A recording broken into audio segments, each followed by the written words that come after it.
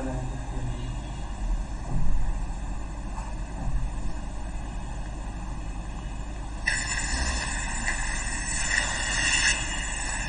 আলাইকুম রহমতুল্লাহ। কেমন আছেন আপনারা সবাই? আমাদের আজকে ক্লাসের সাউন্ড ক্লিয়ার আছে কিনা একটু কমেন্টে জানাবেন। আমরা আজকে শতকরার 5 নম্বর ক্লাস করব। গত ক্লাসে আমরা আমাদের বেসিক ম্যাথ বইয়ের 337 নম্বর পৃষ্ঠার 8 নম্বর পদ্ধতি বন্ধ করছিলাম। আজকে আমরা 9 নম্বর পদ্ধতি শুরু করব। সব কিছু ক্লিয়ার আছে কিনা একটু জানাবেন। Sound clear. শতকরা 4 ক্লাস কবে হলো? নেক্সট ক্লাসটা তো শতকরা, গত ক্লাসটায় শতকরা 4 ক্লাস ছিল, তাই না?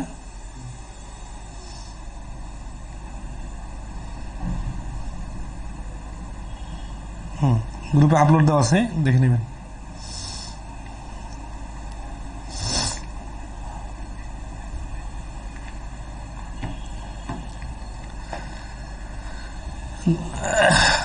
আসে 9 নম্বর পদ্ধতি দেখেন, 247 নম্বর অঙ্ক। এটা হচ্ছে 9 নম্বর পদ্ধতি, হচ্ছে কমিশন সংক্রান্ত প্রশ্ন। 247 নম্বর হচ্ছে যে একটা গণিতের বই কিনতে 15% কমিশন পাওয়া যায়। বইটির প্রকৃত বা কভারে লিখিত দাম হচ্ছে 120 টাকা হলে বইটি কিনতে কত টাকা লাগবে? তাহলে দেখেন এইখানে ধরেন আছে যে বইটার দাম হচ্ছে টোটাল 100%, এখান থেকে 15% কমিশন, লাভ ক্ষতির অঙ্কে কিন্তু এরকম অনেক অঙ্ক আসবে। তার মানে বইটা 85%, যে মোট দাম লেখা আছে তার 85% পরিশোধ করতে হবে। তাহলে আমরা ডাইরেক্ট লিখবো 120 এর 85%। ঠিক আছে, 0 0 কাটা, 5 দুগুণা 10, 6 দুগুণা 12, আর হচ্ছে 5 17 85, 6 17 হচ্ছে 6 দুগুণা 12, 6 ওকে 6, 6 7 10, 102 টাকা পরিশোধ করতে হবে। অর্থাৎ 15% কমিশন মানে জাস্ট 15% বাদ দিয়ে দিলে হয়ে যাবে। ঠিক আছে, 8টা। আচ্ছা, তাহলে এখন আসি, এরকম আর অঙ্ক আছে 248 নম্বর। আপনারা এরকম অঙ্ক দেখে নেবেন, মানে এই টাইপের, এটা একটা টাইপ যে কমিশন দিয়ে প্রশ্ন। 250 নম্বর অঙ্কটা দেখেন। 250 নম্বর অঙ্ক বলছে যে একটা বইয়ের মূল্য 24 টাকা, এ মূল্য প্রকৃত মূল্যের 80%, বাকি মূল্য সরকার ভর্তুকি দিয়ে থাকেন। সরকার প্রতি বইয়ে কত টাকা ভর্তুকি দিয়ে থাকেন? ঠিক আছে, আচ্ছা। এখন আসি, এখানে কিন্তু ভর্তুকির টাকাটা চাইছে, মানে ভর্তুকি জিনিসটা কি আগে বুঝছি। ধরেন আছে যে এই যে 100% টাকা হচ্ছে একটা বইয়ের দাম। এখন সরকারি গ্রন্থাগারে বই কেনার জন্য সরকারের বাজেট আছে, বইয়ের যা দাম, একটা বইয়ের মূল্য 24 টাকা। এইটা হচ্ছে এই টোটাল বইয়ের যে দাম, একটা বই কিনতে 24 টাকা লাগলো। কি বলছে যে একটা বইয়ের মূল্য 24 টাকা, এ মূল্য প্রকৃত মূল্যের 80%। তার মানে প্রকৃত মূল্য যদি 100% হয়, এইটার 80% দিয়ে এই 24 টাকাতে বইটা কেনা হলো। বাকি যে টাকা আছে, বাকি টাকা মানে কোন টাকা? এই যে এখান থেকে যখন 80% নিলাম, তাহলে এখানে একটা 20% বাদ পড়ে গেল না? এই 20% টাকাটা হচ্ছে সরকার ভর্তুকি দিয়ে থাকে। সরকার প্রতি বইয়ে কত টাকা ভর্তুকি দিয়ে থাকে, তার মানে এই অ্যামাউন্টটা আমাদের জানা দরকার। তাহলে এখানে আমাদের যে 24 দেওয়া আছে, 24টা কি? 24টা হচ্ছে 80% এর মান 24। তাহলে 20% এর মান কত হবে? 20% মান কেন বাড়ি করবো? 100% মান কেন বাড়ি করবো না? 100% মান বাড়ি করলে বইটার টোটাল দাম কত সেটা বাইর হবে। তার মানে সরকার দেওয়া এবং গ্রন্থাগার দুইজনে মিলে যে টোটাল টাকাটা সেটা বাইর হবে।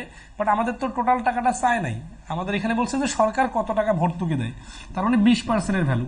তাহলে এটা থেকে এটা 4 ভাগের 1 ভাগ, তাহলে এটাও 4 ভাগের 1 ভাগ হয়ে যাবে। 24 এর 4 ভাগের 1 ভাগ মানে হচ্ছে 6। তাহলে এই 250 নম্বর প্রশ্নটার অ্যান্সার হচ্ছে 6। ক্লিয়ার কিনা জানাবেন। আচ্ছা, নেক্সটে আসি, 251 নম্বর প্রশ্ন। একটা বই 5% কমিশনে খরিদ করলে যত টাকা বইয়ের মূল্য হিসাবে দিতে হয়, 6% কমিশনে খরিদ করলে বইয়ের মূল্য হিসাবে 15 টাকা আরো কম দিতে হয়। বইটির প্রকৃত মূল্য কত? তো দেখেন এখানে কমিশনের যে বিষয়টা আছে, যে কমিশনের পার্সেন্টেজ বাড়তেছে কত? 1%। এই কারণে 1% কমিশন বেশি পাওয়া মানে টাকায় কম দেওয়া। ধরেন আছে যে 100 টাকা একটা জিনিসের গায়ে লেখা আছে, 5% কমিশন মানে 5 টাকা ছাড়। আবার ওই 100 টাকার জিনিসটাতে যদি 6% কমিশন দেয়, তাহলে 6 টাকা ছাড়। তাহলে 5% কমিশনের বদলে যদি 6% দেয়, তাহলে 1 টাকা বেশি ছাড় পাওয়া যাবে।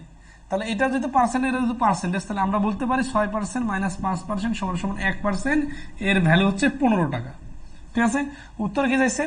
উত্তর চাইছে যে বইটির প্রকৃত মূল্য কত। এই 100% দামটাই হচ্ছে প্রকৃত মূল্য। তাহলে 100% ভ্যালু কত হবে? 1% ভ্যালু যদি 15 হয়, 100% ভ্যালু 15 গুণ বেশি, তার মানে 1500 টাকা। আচ্ছা, এই অঙ্কটা যদি লিখিত আকারে করি, অনেকে লিখিত চাইতে পারেন, লিখিত আকারে করলে কি হবে? ধরেন আছে যে ধরি প্রকৃত মূল্য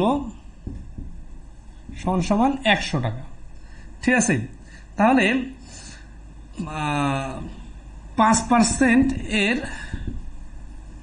পরিবর্তে 6% ছাড় দিলে কম লাগে। 6 মাইনাস 5 সমান সমান 1। তাহলে 1 টাকা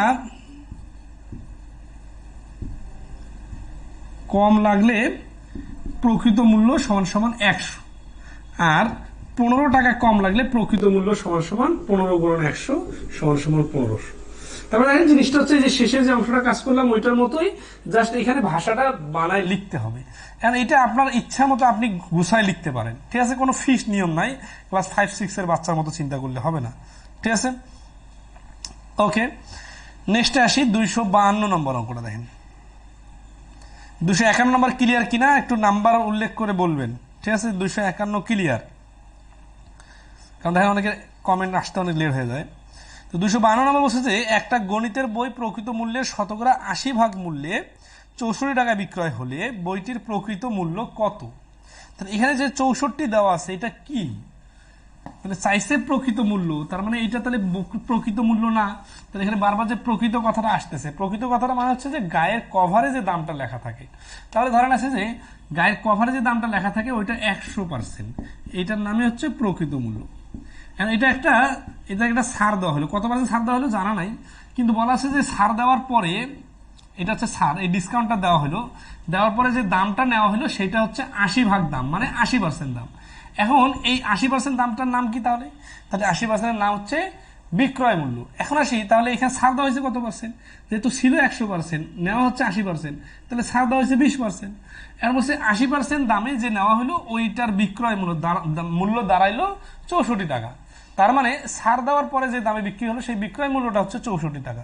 তাহলে আমরা বলতে পারি 80% এর ভ্যালু 64, 1% এর ভ্যালু আর 100% এর ভ্যালু। কেন 100% ভ্যালু বাড়ি করবো? কারণ এখানে প্রকৃত মূল্যটা বাড়ি করতে বলছে। তাহলে প্রকৃত মূল্যটা হচ্ছে 80 টাকা। সবাই ক্লিয়ার কিনা একটু জানাবেন। ঠিক আছে, ওকে, এবার আসি আমরা ভোট ও জনসংখ্যা। যেহেতু এই প্রশ্নগুলো ইজি ছিল এই জন্য একটু দ্রুত করাই দিলাম। আমরা আরো সামনে আগাবো। ভোট এবং জনসংখ্যা সংক্রান্ত প্রশ্ন। ঠিক আছে, তাহলে এখানে আসি 254 নম্বর অঙ্ক। দেখেন একটা ক্লাবের নির্বাচনে সব সদস্য ভোট দিল। সুমন 25%, ফারুক 35% এবং বাবু অবশিষ্ট 200 ভোট পেল। সুমন কত সংখ্যক ভোট পেল? তাহলে সবাই ভোট দিল মানে কি 100% ভোট দিল, তাই না?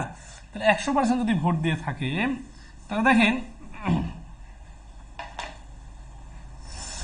100% যদি ভোট দিয়ে থাকে তাহলে টোটাল 100%, এর মধ্যে একজন 25% আর একজন 35%, তাহলে টোটাল হচ্ছে 60% চলে গেলে আর থাকে কত পার্সেন্ট? 40%। এই 40% যে পাইছে তার নাম হচ্ছে বাবু, এটা হচ্ছে অবশিষ্ট ভোট, এটার ভ্যালু হচ্ছে 200। এটা যখন আমরা পার্সেন্ট, তাহলে একটা বিষয় বারবার দেখেন যে একটা পার্সেন্টেজ ইকুয়াল টু একটা ভ্যালু, অর্থাৎ যে মানটা দেওয়া আছে ওইটা কত পার্সেন্টের মান এটা বারবার বাই করতে হবে। সুমন কত ভোট পেল? তাহলে সুমন পেয়েছে 25% আর ফারুক পেয়েছে 35%। যেহেতু সুমনেরটা আমাদের যদি 100% বাড়ি করার দরকার নাই, তাহলে আমরা 25% মান বাড়ি করবো। তাহলে দেখেন 40% মান 200, তার মানে 5 গুণ, তাহলে 25% মান 5 গুণ হলে 125 হবে। কাটাকাটি করা লাগবে না, এইভাবে কম্পেয়ার করতে পারলে। এটা আমরা ঐকিক নিয়মে শিখছিলাম। ঠিক আছে, ওকে, আশা করি ক্লিয়ার। 254 নম্বর। নেক্সট আসি 255 নম্বর অঙ্ক। দেখেন বেশি সহজ হয়ে যাচ্ছে নাকি? আসলে প্রত্যেকটা নিয়মের শুরুতে তো সহজ ম্যাথই দেওয়া আছে। হ্যাঁ, আমরা ধাপে ধাপে আগাচ্ছি। ওকে, 255 নম্বর অঙ্ক কি বলছে? 255 নম্বর অঙ্ক করতেছি। একটা ভোট কেন্দ্রে উপস্থিত ভোটারদের 55% ভোট পেয়ে একজন প্রার্থী নির্বাচিত হয়েছেন। তিনি তার একমাত্র প্রতিদ্বন্দ্বী অপেক্ষা 10,000 ভোট বেশি পেয়েছেন। ভোট কেন্দ্রে কতজন ভোটার উপস্থিত ছিলেন? এটা একটা খুবই ইম্পর্টেন্ট বিষয় যে একমাত্র প্রতিদ্বন্দ্বী মানে হচ্ছে ওই ভোটে 2 জন দাঁড়াইছে। আবার উপস্থিত ভোটারদের 55% ভোট পেয়েছেন, তার মানে উপস্থিত ভোটার যদি 100% হয় তাহলে একজন পেয়েছে 55, তাহলে অন্যজন পেয়েছে কত পার্সেন্ট?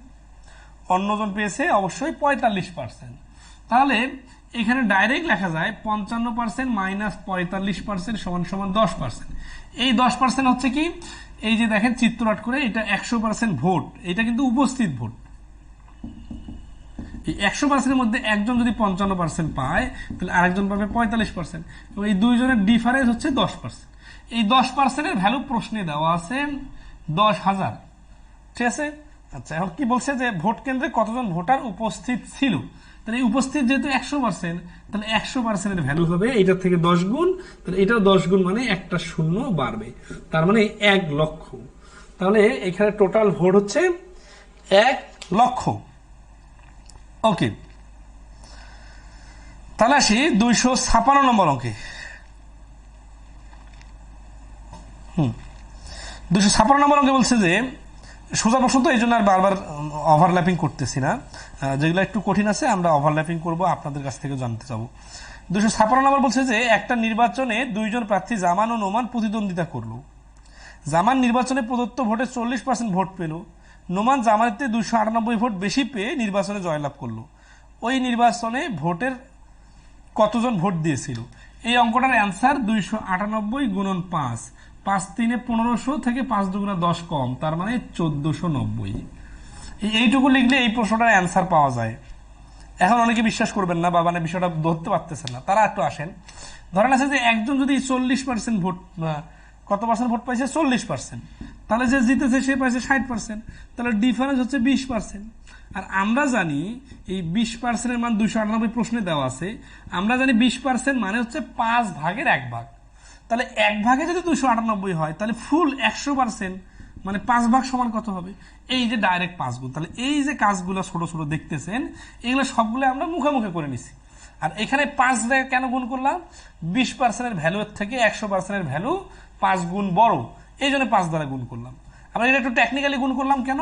কারণ 5 আসতে চলে এভাবে ভাঙে ভাঙে না করে যদি মনে করি 300, এই যে কোনো সহজ সংখ্যার কাছাকাছি কোনো সংখ্যা থাকলে ওই সহজ সংখ্যাটা গুণ করে নিয়ে মুখে মুখে যোগ বিয়োগ করে দিবেন। তাহলে 300 আর 5 গুণ করলে 1500 হয়, এখানে একটা করে 2 কম, তাহলে 5 2 10 কম, এই জন্য 1490। ঠিক আছে, সবাই ক্লিয়ার? এটা এই অঙ্কটা না করে দিলে আপনারা পারতেন, কিন্তু এই করে দেওয়ার সময় যে টেকনিক্যাল কথাগুলো বলতেছি পরীক্ষার হলের স্টাইল, এইটা কাজে লাগাবেন। ঠিক আছে, ওকে। তাহলে এই রকমের প্রশ্ন হচ্ছে 257টা করে নেবেন। 258 নম্বরটা আমরা করব। 258 নম্বর প্রশ্নটা দেখেন। হ্যাঁ, যেগুলো স্কিপ করতেছি এগুলো তো আপনাদের বাড়ির কাজ, তাই না? সবকে আমার করে দিতে হবে। এই যে দেখেন 257 নম্বর পর্যন্ত আসছি, 300টা অঙ্ক আছে পড়ছে এই মানে এই টপিকটাতে। 258 নম্বর অঙ্কে বলতেছে যে একটা নির্বাচনে একজন প্রার্থী 84% ভোট পেয়ে 476টি অতিরিক্ত ভোট পেয়ে নির্বাচিত হলো। মোট ভোটের পরিমাণ কত? তাহলে সে পেয়েছে 84% ভোট, আবার 476 হচ্ছে অতিরিক্ত ভোট। তাহলে 476 অতিরিক্ত ভোট মানে কি? বলে 5 ভোটে জিতেছে, এই কথা মানে কি? 5 ভোটে জিতেছে মানে হচ্ছে 5টা ভোটে হচ্ছে ডিফারেন্স। তাহলে 476 ভোটে জিতেছে, এই কথার মানে হচ্ছে 476 ভোট বেশি পেয়েছে।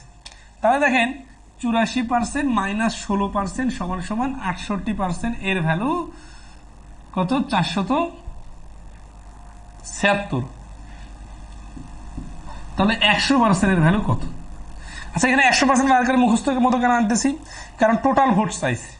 যদি বলতো যে জিতেছে সে কতগুলো ভোট পেয়েছে, তাহলে আমরা 100%-এর ভ্যালু না বাইর করে এই যে 84%-এর ভ্যালু বাইর করতাম। যদি বলতো যে হেরেছে সে কত পার্সেন্ট ভোট পেয়েছে, তাহলে 16%-এর ভ্যালু বাইর করতাম। অর্থাৎ যখন যেভাবে চাইবে তখন সেইভাবে লিখতে হবে। ঠিক আছে, তাহলে 100%-এর ভ্যালু দেখেন এখানে 68, এখানে তো সুন্দরভাবে মিলে যাবে, সেটা 6 আছে না? তাহলে 7 8 56, 7 গুণ, তাহলে 100%-এর ভ্যালু হচ্ছে 700। তাহলে এই প্রশ্নের অ্যান্সার হচ্ছে 700 ভোট। ওকে, ইজি প্রশ্নগুলো একটু ফাস্ট করে দিতেছে। 259 নম্বর অঙ্কটা একটু সুন্দর অঙ্ক, একটু করে দিই। 259 নম্বর অঙ্কটা দেখেন। বলছে যে একটা নির্বাচনে এ পেয়েছে মোট ভোটের 30% এবং বি পেয়েছে অবশিষ্ট ভোটের 60%। অবশিষ্টটা ভোট দেয়নি, যদি এর প্রাপ্ত ভোট এবং অনুপস্থিত ভোটারদের ভোটের ব্যবধান 1200 জন হয় তাহলে মোট ভোটার কতজন। তাহলে এরকম অঙ্ক যখন রিডিং পড়বেন, যতই প্যাচ লাগা থাক, আপনাদের দেখতে হবে পার্সেন্টেজ আর গল্প বাদ দিয়ে যে একটা সংখ্যা দেওয়া আছে 1200, এই 1200টা কি, এইটা কত পার্সেন্টের ভ্যালু, এই টার্গেটে আপনার অঙ্কটা শুরু হবে। তাহলে এখানে 1200কে বলা হচ্ছে যে 1200 হচ্ছে এর প্রাপ্ত ভোট আর অনুপস্থিত ভোটারের ডিফারেন্স। ঠিক আছে, তাহলে আমরা একটু ভেঙে ভেঙে দেখি যে এখানে কারা কারা আছে। এ আছে, তারপর কি আছে, এ পেয়েছে 30%, বি পেয়েছে অবশিষ্ট ভোটের 60%। তাহলে এ পেয়েছে টোটাল মনে করি এই যে 30%, আর যে এই অবশিষ্ট ভোটগুলো থাকলো এগুলো কত পার্সেন্ট, এগুলো অবশ্যই 70%। এই 70% এর 60% পেয়েছে বি। তাহলে 70% 60% আর ডাইরেক্ট 60% এক জিনিস না। অবশিষ্টের, আমরা ভগ্নাংশের ক্লাসে দেখছিলাম, ডাইরেক্ট ভগ্নাংশ আর অবশিষ্টের ভগ্নাংশ কিন্তু এক কথা না। তাহলে বিষয়টা এরকম, 70-এর 60% মানে 6-7-42%। তাহলে এই 42% পাইছে বি। তাহলে এ পেল 30%, বি পেল 42, 30 আর 42 মিলে 72। তাহলে নান বা অনুপস্থিত, ঠিক আছে, অ্যাবসেন্ট হচ্ছে কত পার্সেন্ট, 28%। কেন 28%? কারণ আমাদের তো সবগুলো মিলে টোটাল 100% মিলতে হবে। তাহলে এ পেল 30%, বি পেল 42%। এই 42টা কিভাবে আসলো, এই অঙ্কের টার্নিং পয়েন্ট হচ্ছে এটা, যে 60% আর 30%কে 90% বলা যাবে না। কারণ অবশিষ্টের মানে হচ্ছে যে 70%, মানে 100 পুরাতে যে 70 লাগে, সেই 70-এর 60% মানে টোটালের 42%। তাহলে আসি, এই 42% আর 30% হচ্ছে 72, তাহলে 100 পুরাতে লাগে 28%। এখন যে 1200 দেওয়া আছে, এই 1200 কি, 1200 হচ্ছে এ আর অনুপস্থিতের ডিফারেন্স।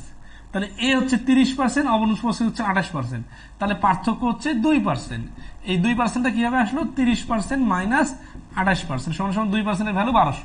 তাহলে 100%-এর ভ্যালু কত হবে, 2%-এর ভ্যালু যদি 1200 হয় তাহলে 6 গুণ 100%-এর 6 গুণ হচ্ছে 600, আর এই দুইটা শূন্য এখানে লাগাই দিলাম, তাহলে হচ্ছে 60,000। তাহলে এই প্রশ্নের অ্যান্সার হচ্ছে 60,000। সবাই কি ধরতে পারছেন বিষয়টা, বলেন। 260 আর 262 প্লিজ, হ্যাঁ আসতেছি তো। 260 নাম্বারটা করবো, দেখেন 260 নম্বর আমরা কি বলতেছে, দেখেন 260 নম্বর বলছে যে কোন এক নির্বাচন কেন্দ্রে ভোটটা, 259 আশা করি ক্লিয়ার। 260 নম্বর হচ্ছে যে কোন এক নির্বাচন কেন্দ্রে ভোটদাতাদের 95% উপস্থিত ছিল। এই যে যখন এতটুকু লাইন পড়লেন তখন কি মনে হচ্ছে, যে ভোটার আসলে 100%, কিন্তু 5% লোক ভোট দিতে আসে নাই। ঠিক আছে, তাহলে মোট হচ্ছে 100%।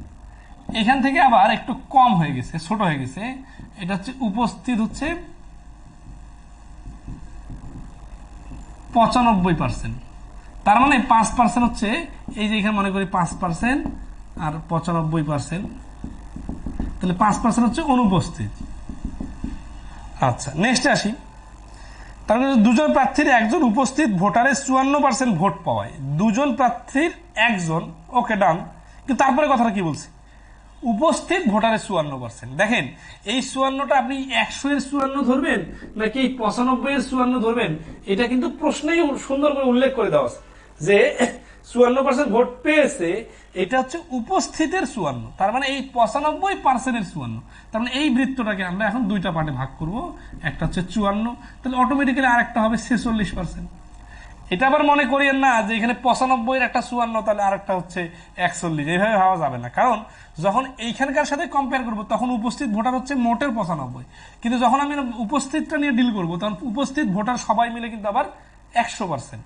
তাহলে এখানে 54 হলে আর 46। তারপর কি বলা আছে, সে অপর প্রার্থী অপেক্ষা 152 ভোট বেশি পেয়েছে।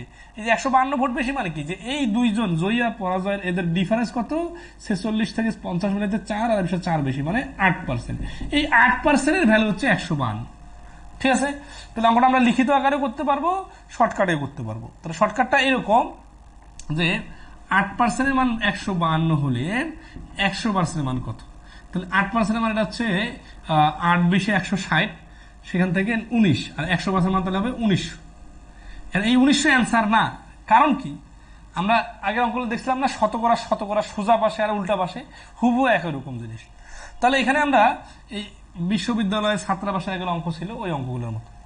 তাহলে 100% ভ্যালু 1900, তাহলে এইটা হচ্ছে এই উপস্থিত ভোটার বাইর হলো, মানে এই 54% আর এই 46% মিলে যে 100%, সেটা হচ্ছে এইটা।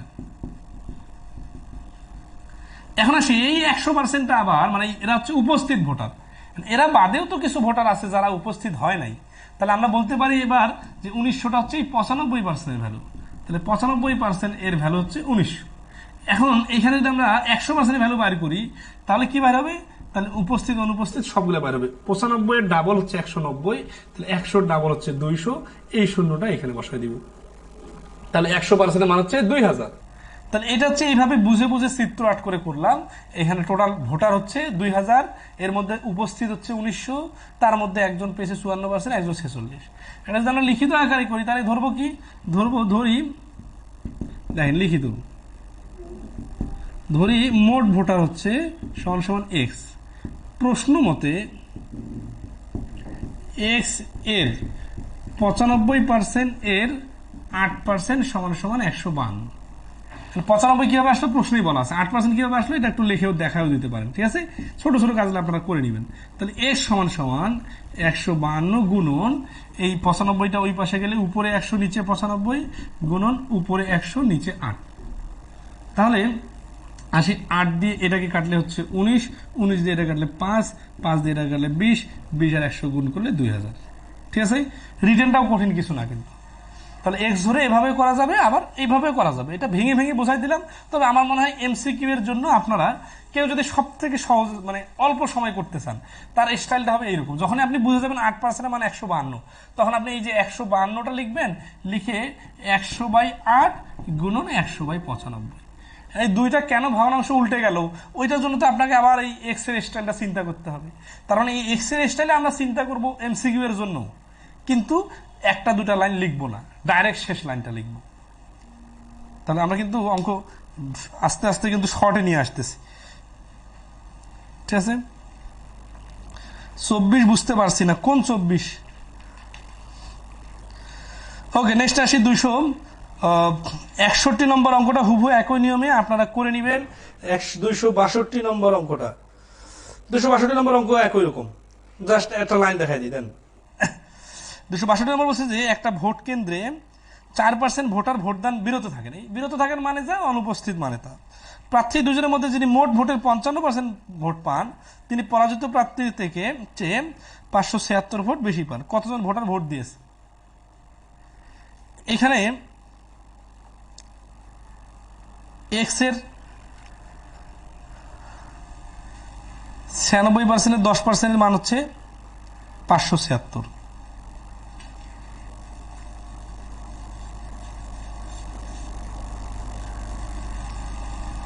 এটা পারবেন, 262 নম্বর নিজে থেকে করবেন। নেক্সট আসি আমরা জনসংখ্যা সংক্রান্ত প্রশ্ন করব।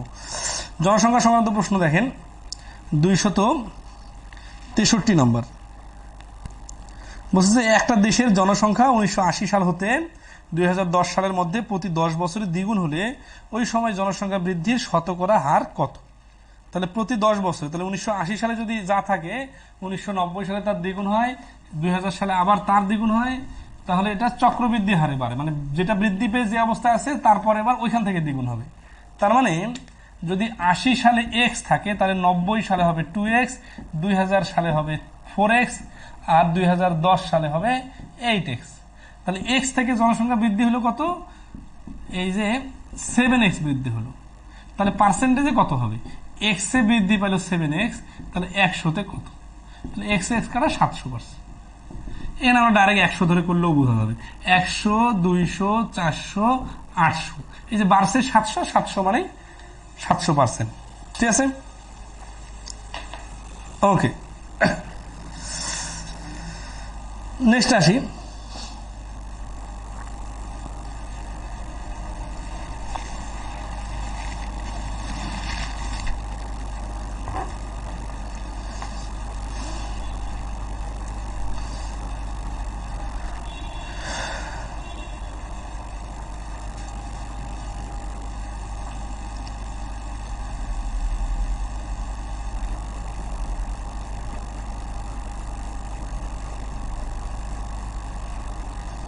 দুইশো 64, 65 এগুলা পারবেন। নেক্সটে আপনার সেই যে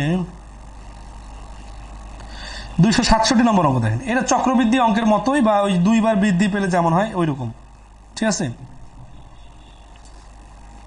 264 নম্বরের কথা বলছেন তো একজন, ওই 267 করে দেই তাহলে 264 অটোমেটিক্যালি পারবেন। 267 নম্বরটা দেখেন, বলছে যে একটা শহরে বর্তমানে 30,000 লোক আছে, যদি প্রতি বছরে জনসংখ্যা বৃদ্ধির হার 5% হয়, 5% মানে কি 100 জনে 5 জন, তাহলে 2 বছর পরে ওই শহরের জনসংখ্যা কত হবে, ঠিক আছে।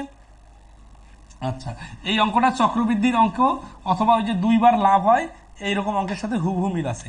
কিরকম দেখেন, 30,000 এর 105% এর 105%, এটা লিখে ক্যালকুলেশন করলে অ্যান্সার বাইর হবে। এখন আসি যে 105% কেন লিখতেছি, ধরুন আছে এইটা হচ্ছে একটা শহরের জনসংখ্যা, এরা হচ্ছে 100%, এইটার সাথে 5% যোগ হবে। কি যোগ হবে? 5% হচ্ছে বর্ধিত লোকগুলো যোগ হবে। তো আমরা যদি শুধু 5% বাইর করি তাহলে কি বাইর হবে? কয়জন লোক বাড়লো সেটা বাইর হবে। কিন্তু আমাদের তো কয়জন লোক বাড়লো এটা বাইর করলে হবে না, বাড়ার পরে বর্তমান জনসংখ্যা কত। এখন বর্তমান জনসংখ্যা মানে আগের লোকগুলো তো হারায় যায় নাই, এই লোকগুলো আছে, আবার 5% বর্ধিতরা যোগ এক হবে, অ্যাড হয়ে কত হবে? 105%। মনে করেন পরেরটা যদি না লিখতাম, একবার লিখতাম, তাহলে কি হইতো? তাহলে হইতো যে মনে করেন বর্তমানে 2022 সাল, তাহলে 2023 সালের লোক বাইর হবে। কিন্তু আমাদের বলছে আরো 2 বছর পরে, তো 2 বছর পরে মানে কি আমার তো 2024-এ যাইতে হবে। তাহলে এইখান থেকে আমি যখন 105% একবার লিখতেছি, তখন আমার 1 বছর পরে কত লোক সংখ্যা বাইর হবে সেটা বাইর হলো। তারপরে বছর যদি আমি যাইতে চাই, তাহলে ওই 2023 সালে যে লোকগুলা হলো এইটার আবার 105%। তো এই কাজটা আমরা একবারে ডাইরেক্ট করব, ঠিক আছে। তাহলে আসি 105% এর, মানে এখানে 1 বছর পরে যা হলো তার আবার 105%। তাহলে 505% মানে নিচে 100 নিচে 100, কাটাকাটি করলে 5 দিয়ে 21 আর 20, এখানে 21 আর 20, ঠিক আছে। এই 0 এই 0 কাটা, এই 0 এই 0 কাটা, 2 দিয়ে 300 হয়ে গেলে 150, আবার 2 দিয়ে 300 হয়ে গেলে 150 হয়ে গেলে হচ্ছে 75। 21 আর 75 গুণ করলে যা আসবে সেটা হচ্ছে অ্যান্সার। আপনারা লিখে নেবেন 330 75। আচ্ছা, এটা হচ্ছে এই প্রশ্নের অ্যান্সার। এখন আসি, অনেক সময় জনসংখ্যা বৃদ্ধির অঙ্কগুলা শতকরাতে না দিয়ে হাজারে দেওয়া থাকতে পারে। হাজারে মানে কি, যেটা আছে 1000 জনে 80 জন বৃদ্ধি পেল, তখন আমরা কি করব? 1000 যদি 80 হয় তাহলে জনসংখ্যা বৃদ্ধির হার হবে 100-তে 8 জন, মানে 8%। অর্থাৎ 1000 থেকে তখন পার্সেন্টেজ বানায় নিয়ে নর্মাল স্টাইলে করব, ঠিক আছে। আশা করি সবাই ধরতে পারছেন, ঠিক আছে। ওকে, নেক্সট আসি। এখন দেখেন এই অঙ্কটা যে করলাম, এই অঙ্কটা এইভাবে করলাম না, এখন এই 30,000টা মুছে দিল। মুছতে বললো যে একটা এলাকায় কিছু লোক সংখ্যা ছিল, 5% করে জনসংখ্যা বৃদ্ধির হার।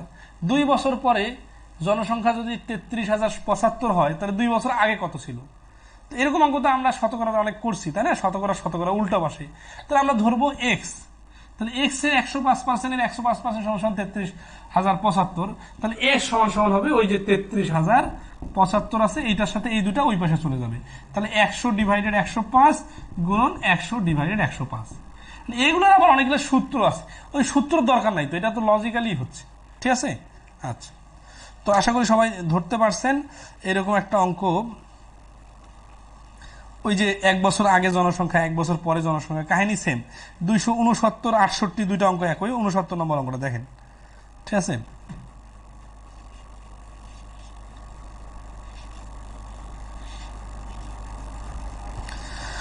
কোন এক স্থানে জনসংখ্যা বৃদ্ধির হার 5% এবং বর্তমান জনসংখ্যা 3255 জন হলে 1 বছর আগে ওই স্থানের জনসংখ্যা কত ছিল?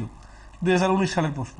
1 বছর আগে জনসংখ্যা কত ছিল এটা মানে যা 1 বছর আগে আমরা জানি না, তাহলে আমরা লিখি কি যে 1 বছর আগে ছিল x জন, তাহলে জনসংখ্যা বৃদ্ধির হার কত? জনসংখ্যা বৃদ্ধির হার 5%, তাহলে x এর 105% ইকুয়াল টু 3255। তাহলে x সমান কত? x সমান 3255 গুণন 100/105, কাটাকাটি করলে 20 আর হচ্ছে 21। 21 এখানে কাটাকাটি অবশ্যই যাবে, 21 ওকে 21, 11, 5, 5 21। আচ্ছা, এটা করে নেবেন। 21 বাদ দিলে থাকতেছে কত? 115, 105, তারপরে 5 21 105, হাতে করে আবার থাকছে 15, 10, আবার 155। 155 ডাবল হচ্ছে 31, 150 ডাবল 310, 3100। তাহলে এই প্রশ্নের অ্যান্সার হচ্ছে 3100। তাহলে আগে পরের বিষয়গুলো তো বুঝছেন সবাই, তাই না? যে আগে বললে তখন আমরা ওই যে উল্টা পাশে যেটা সিস্টেম এক্স ধরে করব, আর সামনে বললে তো দেওয়াই আছে, ঠিক আছে, যত বছর বলবে ততবার হিসাব করব। এনামুল ইসলাম একটু আবার বলেন, কোন পয়েন্টটা আবার বলবো সেটা আমাকে বললে আমি আরো রিপিট করব, সমস্যা নাই।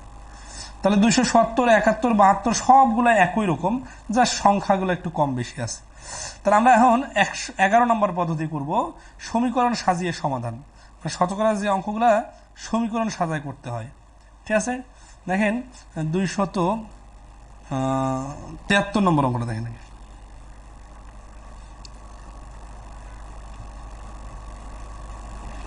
46 কিভাবে আসলো?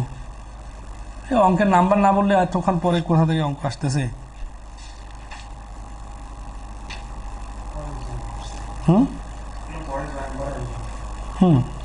রাবিয়া হাফিজ 46 নম্বরটা আপনি কই পেলেন? 46 কোথা থেকে আসলো মানে এটা কত নম্বর প্রশ্নের কথা বলতেছেন? 46 সংখ্যাটা তো অনেক আগে করে ফেলছি। অঙ্কের নাম্বার বলবেন যদি কমেন্ট করেন যে এত নাম্বার প্রশ্নে 46 কোথা থেকে আসলো, কারণ এগুলো ছোট আর সোজা অঙ্ক। তো দেখেন তো আমরা গত ক্লাসটা করতেছি সব এক ধাঁচে। 273 নম্বর অঙ্কে কি বলতেছে? বলতেছে যে জুন মাসে প্রতি কেজি ফজলি ও প্রতি কেজি ল্যাংড়া আমের দাম একই ছিল। দেখেন এই অঙ্কটা কিন্তু অডিটরে পরীক্ষা আসছিল। এরকম অঙ্ক পাঠতে গেলে তো অনেক কিছু জানা থাকতে হবে। তাহলে প্রতি কেজি ফজলি ও প্রতি কেজি ল্যাংড়া আমের দাম একই ছিল। আচ্ছা, তাহলে এখন আসি জুলাই মাসে, তাহলে পরের মাসে আর কি, জুন মাসের পরের মাসে জুলাই মাসে প্রতি কেজি ফজলি আমের দাম 40% বৃদ্ধি পেল এবং প্রতি কেজি ল্যাংড়া আমের দাম 20% হ্রাস পেল। মানে একটা বাড়লো একটা কমে গেল। যদি জুলাই মাসের সমান পরিমাণ ফজলি ও ল্যাংড়া আমের মিশ্রণের প্রতি কেজির দাম 77 টাকা হয়, মানে জুলাই মাসের সমান পরিমাণ মানে যতগুলো ফজলি আম ততগুলো ল্যাংড়া আম, ঠিক আছে। আচ্ছা, ল্যাংড়া আমের মিশ্রণের প্রতি কেজির দাম 77 টাকা হয়, তাহলে জুন মাসে 1 কেজি ল্যাংড়া আমের দাম কত টাকা ছিল? আচ্ছা, এই অঙ্কটা কিন্তু নর্মাল ভাবে চিন্তা। উল্টে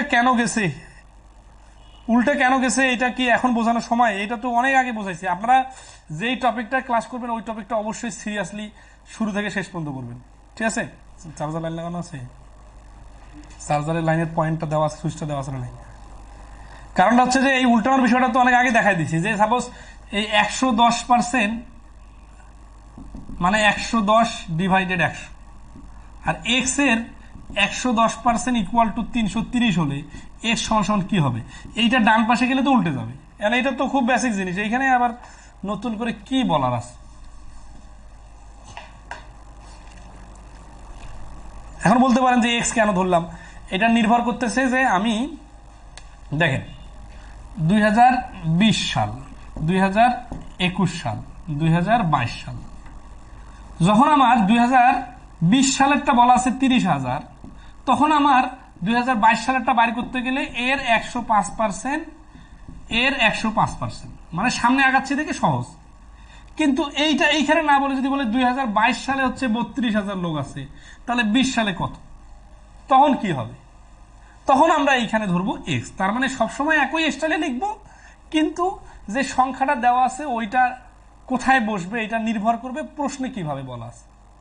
তো এটা তো এরকম অঙ্ক আগে করছি, তো এই জন্যই বলতেছি এত সহজ। অনেকে মনে করেন না যে এটাকে সোজা বলতেছি, এরকম অঙ্ক আগে করছি অনেক।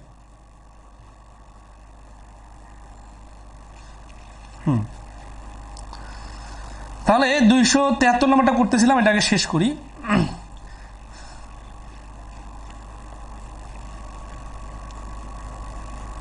স্যার ইকুয়েশনের ম্যাথ দিলে একটু স্লোলি, হ্যাঁ স্লোলি করতেছে, সমস্যা নেই। তাহলে এখানে আমরা একটু বুঝি, এখানে অনেকগুলো শব্দ বলছে তো, ল্যাংড়া আম, ফজলি আম, জুন মাস, জুলাই মাস, আসলে এগুলো কিছুই না। সিম্পল বিষয়টা হচ্ছে এইরকম, ধরেন আছে একটা সময় এটার নাম দিছে একটা জুন, ফজলি আম না দিয়ে অন্য কিছু দিতে পারতো, ঠিক আছে। তাহলে এখানে কি হয়েছে যে একই দামে ছিল দুই ধরনের দুইটা পণ্য বা দুইটা জিনিস। জুলাই মাসে আসে কি হলো? জুলাই মাসে আসে বা পরের বছরে বা অনেক কিছু বলতে পারতো। এইটার দাম 40% বেড়ে গেছে, 40% বেড়ে গেছে মানে এক্স এর 140% হয়ে গেছে, তার মানে 1.4x। আর এটার দাম 20% কমে গেছে মানে এক্স এর 80% হয়ে গেছে, 80% হয়ে গেছে মানে 0.8x। এইটা হচ্ছে অবস্থান দাঁড়াইছে।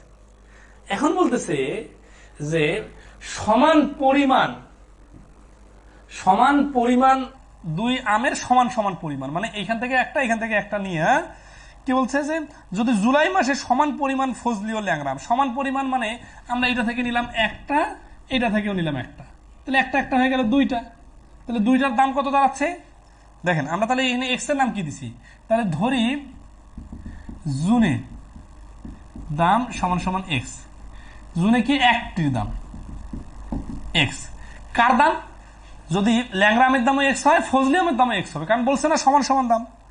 আচ্ছা, এরপরে কি বলতেছে যে আমের মিশ্রণ করা হলো কখন, জুলাই মাসে, জুলাই মাসে মানে এই আমটা আর এই আমটা দুটা মিক্স করে হলো, করে কি দামে বিক্রি করা হলো, বলা হলো যে প্রতি কেজির দাম ৭৭ টাকা হয়, মিক্স করে বিক্রি করলে ১ কেজির দাম ৭৭ টাকা হয়, তাহলে মিক্স করে বিক্রি করলে এখানে তো ২ কেজির দাম হয়ে যাবে, তাই না? তাহলে তাহলে জুলাইয়ে ১ + ১ সমান সমান ২ কেজির দাম সমান সমান 1.4x + 1.8x সমান সমান 2.2x টাকা। এটা হচ্ছে ধরেন শুরুতে জুন মাসে দাম ছিল কত, x টাকা আর x টাকা মিলে 2x টাকা, জুলাই মাসে এটার দাম বাড়ছে এটার দাম কমছে, কিন্তু মোটে দাম দাঁড়িয়েছে কত, 2.2x টাকা। প্রশ্ন মতে এই 2.2x টাকা এটা তো হচ্ছে 2 কেজির দাম, তাহলে এটাকে 2 দ্বারা ভাগ করলে হবে 1 কেজির দাম, এই 1 কেজির দাম ইকুয়াল টু হচ্ছে 77 টাকা। খুব জটিল কিছু না, জাস্ট ধাপে ধাপে বিষয়গুলো প্রত্যেকটা পয়েন্ট নিয়ে একটু দেখেন, আমি আপনাদের পয়েন্টগুলো ফাইন্ড আউট করে দেই, তাহলে আপনার ভাবতে সুবিধা হবে। পয়েন্টগুলোর মধ্যে হচ্ছে কি সমান সমান দাম, তার মানে এক্স হলে ওটাও এক্স। প্রথম মাসে জুন মাসে সমান দাম ছিল, জুলাই মাসে একটার দাম 40% বাড়ছে মানে 1.4x, আর একটার দাম 20% কমছে মানে 0.8x, তাহলে দুইটার যোগ করলে কি হবে, দুইটার যোগ করলে 2.2x। এই 2.2x কয়টার দাম, দুইটার দাম। কেন যোগ করলাম, কারণ প্রশ্নে বলছে না যে মিশ্রণ করতে হবে, মানে মিক্স করতে হবে। আবার এই একটা একটা করে কেন নিছি, কারণ প্রশ্নে বলছে না সমান সংখ্যক নিতে হবে, ঠিক আছে। আচ্ছা, আবার 77 টাকার নাম কি, 77 টাকার নাম হচ্ছে যে এই যে দুই ধরনের আম মিক্স করলাম, মিক্স করে অ্যাভারেজ দাম হলো প্রতি কেজির দাম 77 টাকা, তাহলে 1 কেজির দাম 77 টাকা, কিন্তু আমাদের এইটা আর এটা যদি যোগ করি তাহলে 1 কেজির দাম আসবে না 2 কেজির দাম আসবে, অবশ্যই 2 কেজির দাম আসবে, কারণ দুইটা তো ভিন্ন ভিন্ন আইটেমের পণ্য, তাই না? তাহলে এই 2 কেজিকে 2 কেজির দামকে 2 দ্বারা ভাগ করলে 1 কেজির দাম বাইর হবে, এটা ইকুয়াল টু 77। তাহলে x সমান সমান 77 গুণন 2 ডিভাইডেড 2.2, তাহলে দশমিক তুলে দিলে 10, 2 দিয়ে কাটলে 11, 11 দিয়ে কাটলে 7, 7 10 77 টাকা। তাহলে এক্স এর নাম কি, এক্স এর নাম ধরছিলাম, ধরি জুনে একটির দাম x টাকা, জুনে 1 কেজি ল্যাংড়া আমের দাম কত ছিল, তাহলে দেখা যাচ্ছে যে 1 কেজি, এখানে টির কথা যে সমান সংখ্যক বলছে না, সমান সমান পরিমাণ, সমান সমান পরিমাণ বলছে, সমান সমান সংখ্যা বলা নেই, তাহলে এখানে 1টি না ধরে 1 কেজি ধরি, ধরে জুনে 1 কেজির দাম। তাহলে যেহেতু দুইটার দাম সমান সমান ছিল জুন মাসে, তাহলে দুইটার দাম 70 টাকা করে ছিল, শুদ্ধ পরীক্ষাও করা যায়, ঠিক আছে। সমীকরণটা বুঝছেন কিনা আমাকে একটু কমেন্টে জানাবেন। এগুলো কিন্তু আনইউজুয়াল প্রশ্ন, মানে আপনি স্বাভাবিকভাবে এরকম অঙ্ক করেন নাই। একটা একটা না নিয়ে 100টা নেওয়া যাইতো, কিন্তু ব্যাপার হচ্ছে যত কম নিবেন তত তো অঙ্কের সংখ্যা ছোট থাকবে, দ্রুত হবে অঙ্ক, ঠিক আছে না। 273 হার্ড আছে, রেজওয়ান রাব্বি 273-এর চিত্রটা ভালোভাবে বোঝায় দেন।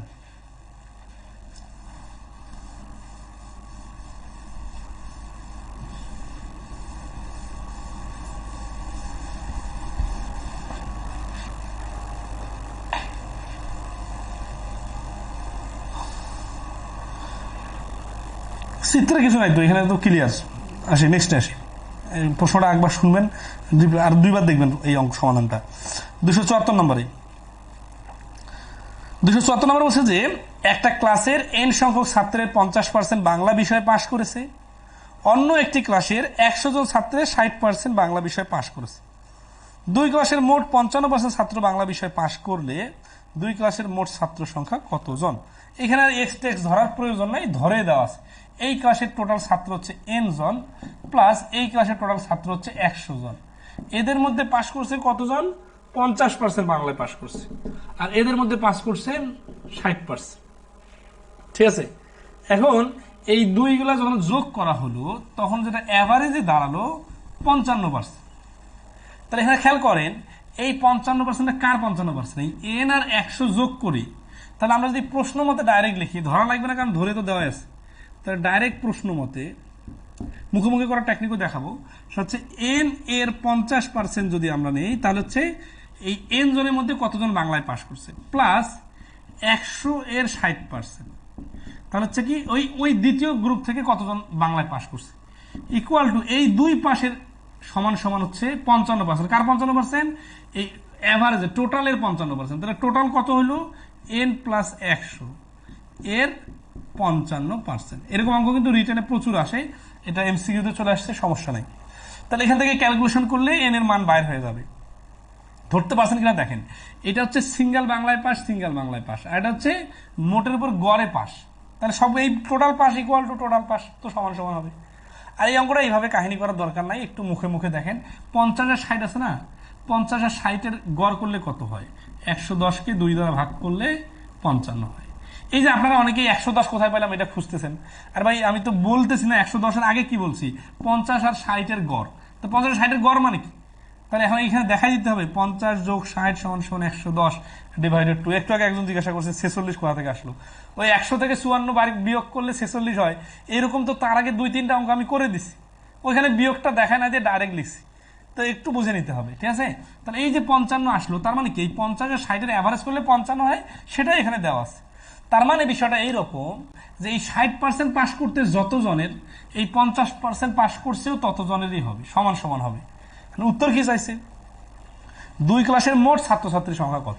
তাহলে এই ক্লাসে যদি 100 জন হয় আর এই ক্লাসে 100 জন হয়, তাহলে 100 100 সমান সমান 200। এখানে আপনারা ক্যালকুলেশন করে দেখবেন এন এর মান আসবে 100, আর ওই 100 আর অন্য ক্লাসে 100 মিলে 200 হবে অ্যান্সার। তাহলে এইভাবে মুখোমুখি করাটাও সহজ, কিন্তু সবগুলোতে এত সুন্দর করে মিলে থাকবে না, এই জন্য সমীকরণের লাইনটা বুঝতে হবে। তো সমীকরণের লাইনটা কি সবার ক্লিয়ার কিনা একটু জানাবেন।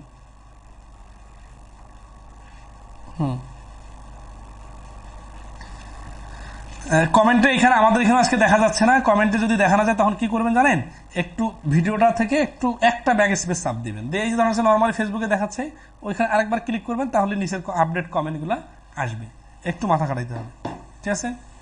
ওকে, তাহলে 274 নম্বর অঙ্কটা যেরকম, 275 নম্বর অঙ্কটাও কিন্তু 274-এর সাথে মিল আছে, তবে সমীকরণ পর্যন্ত একটু বোঝাই দিই, ঠিক আছে?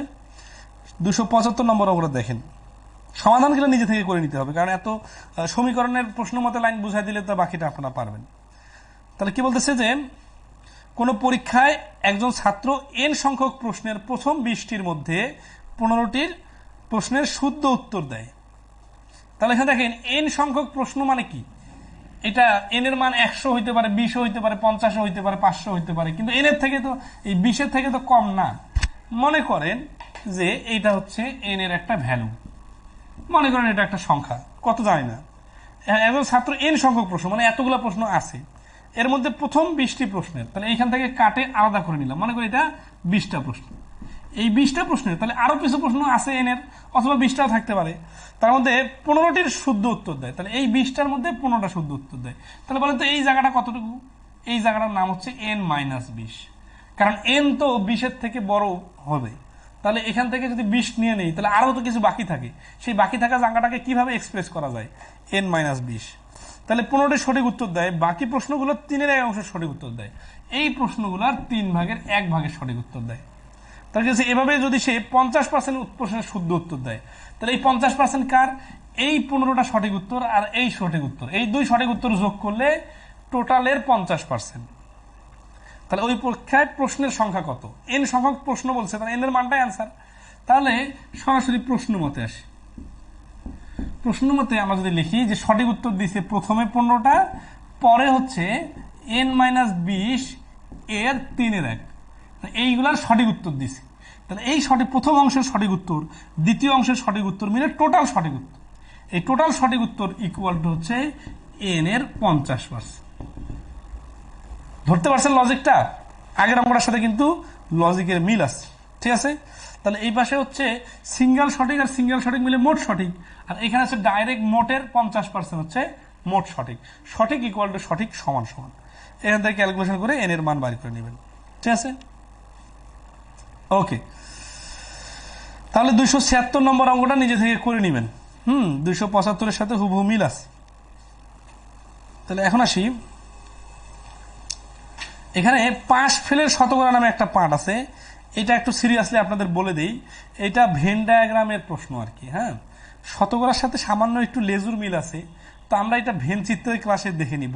এই 12 নম্বর পদ্ধতিটা এখানে করলে অল্প কথায় বুঝবেন না, আবার হচ্ছে যে এত বিস্তারিত আলোচনা করলে আবার ওভারল্যাপিং হয়ে যাবে।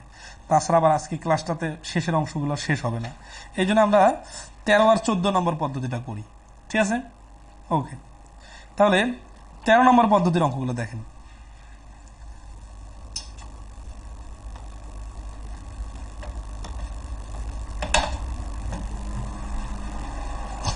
13 নম্বর পদ্ধতিটা হচ্ছে, তাহলে 12 নম্বর পদ্ধতির অঙ্কগুলো আমরা ভেন চিত্রের ক্লাসে করব।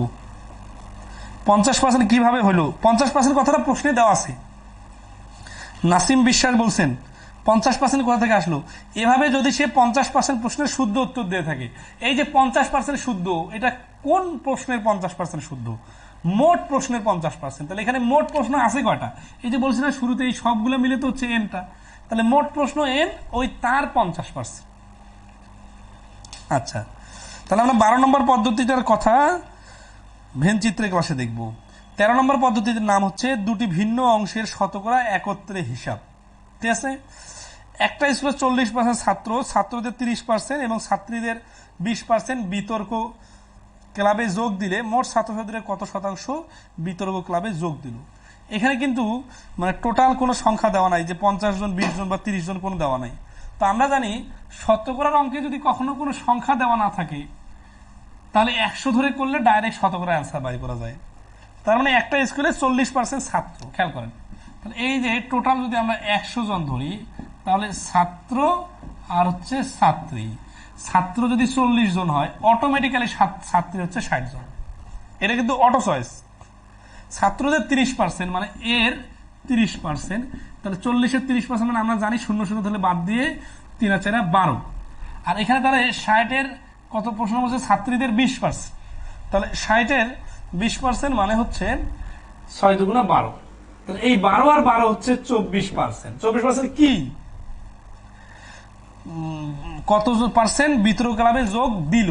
যেহেতু টোটাল 100 জন আর বিতর্ক ক্লাবে যোগ দিল 12 + 12 = 24 জন, তাহলে 100 এর সাপেক্ষে আমরা ডাইরেক্ট বলতে পারি 24%।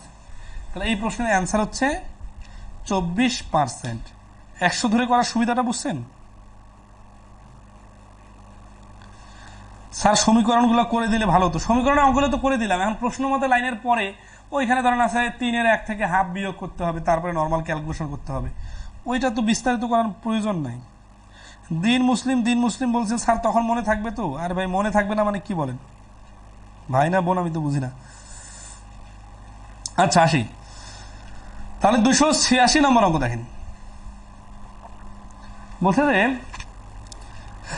একটা কোম্পানির পুরুষ কর্মকর্তাদের 30%, এই যে 13 এবং 14 নম্বর পদ্ধতির কোনো নির্দিষ্ট অঙ্কে কারো সমস্যা থাকলে কমেন্টে জানাইতে পারেন।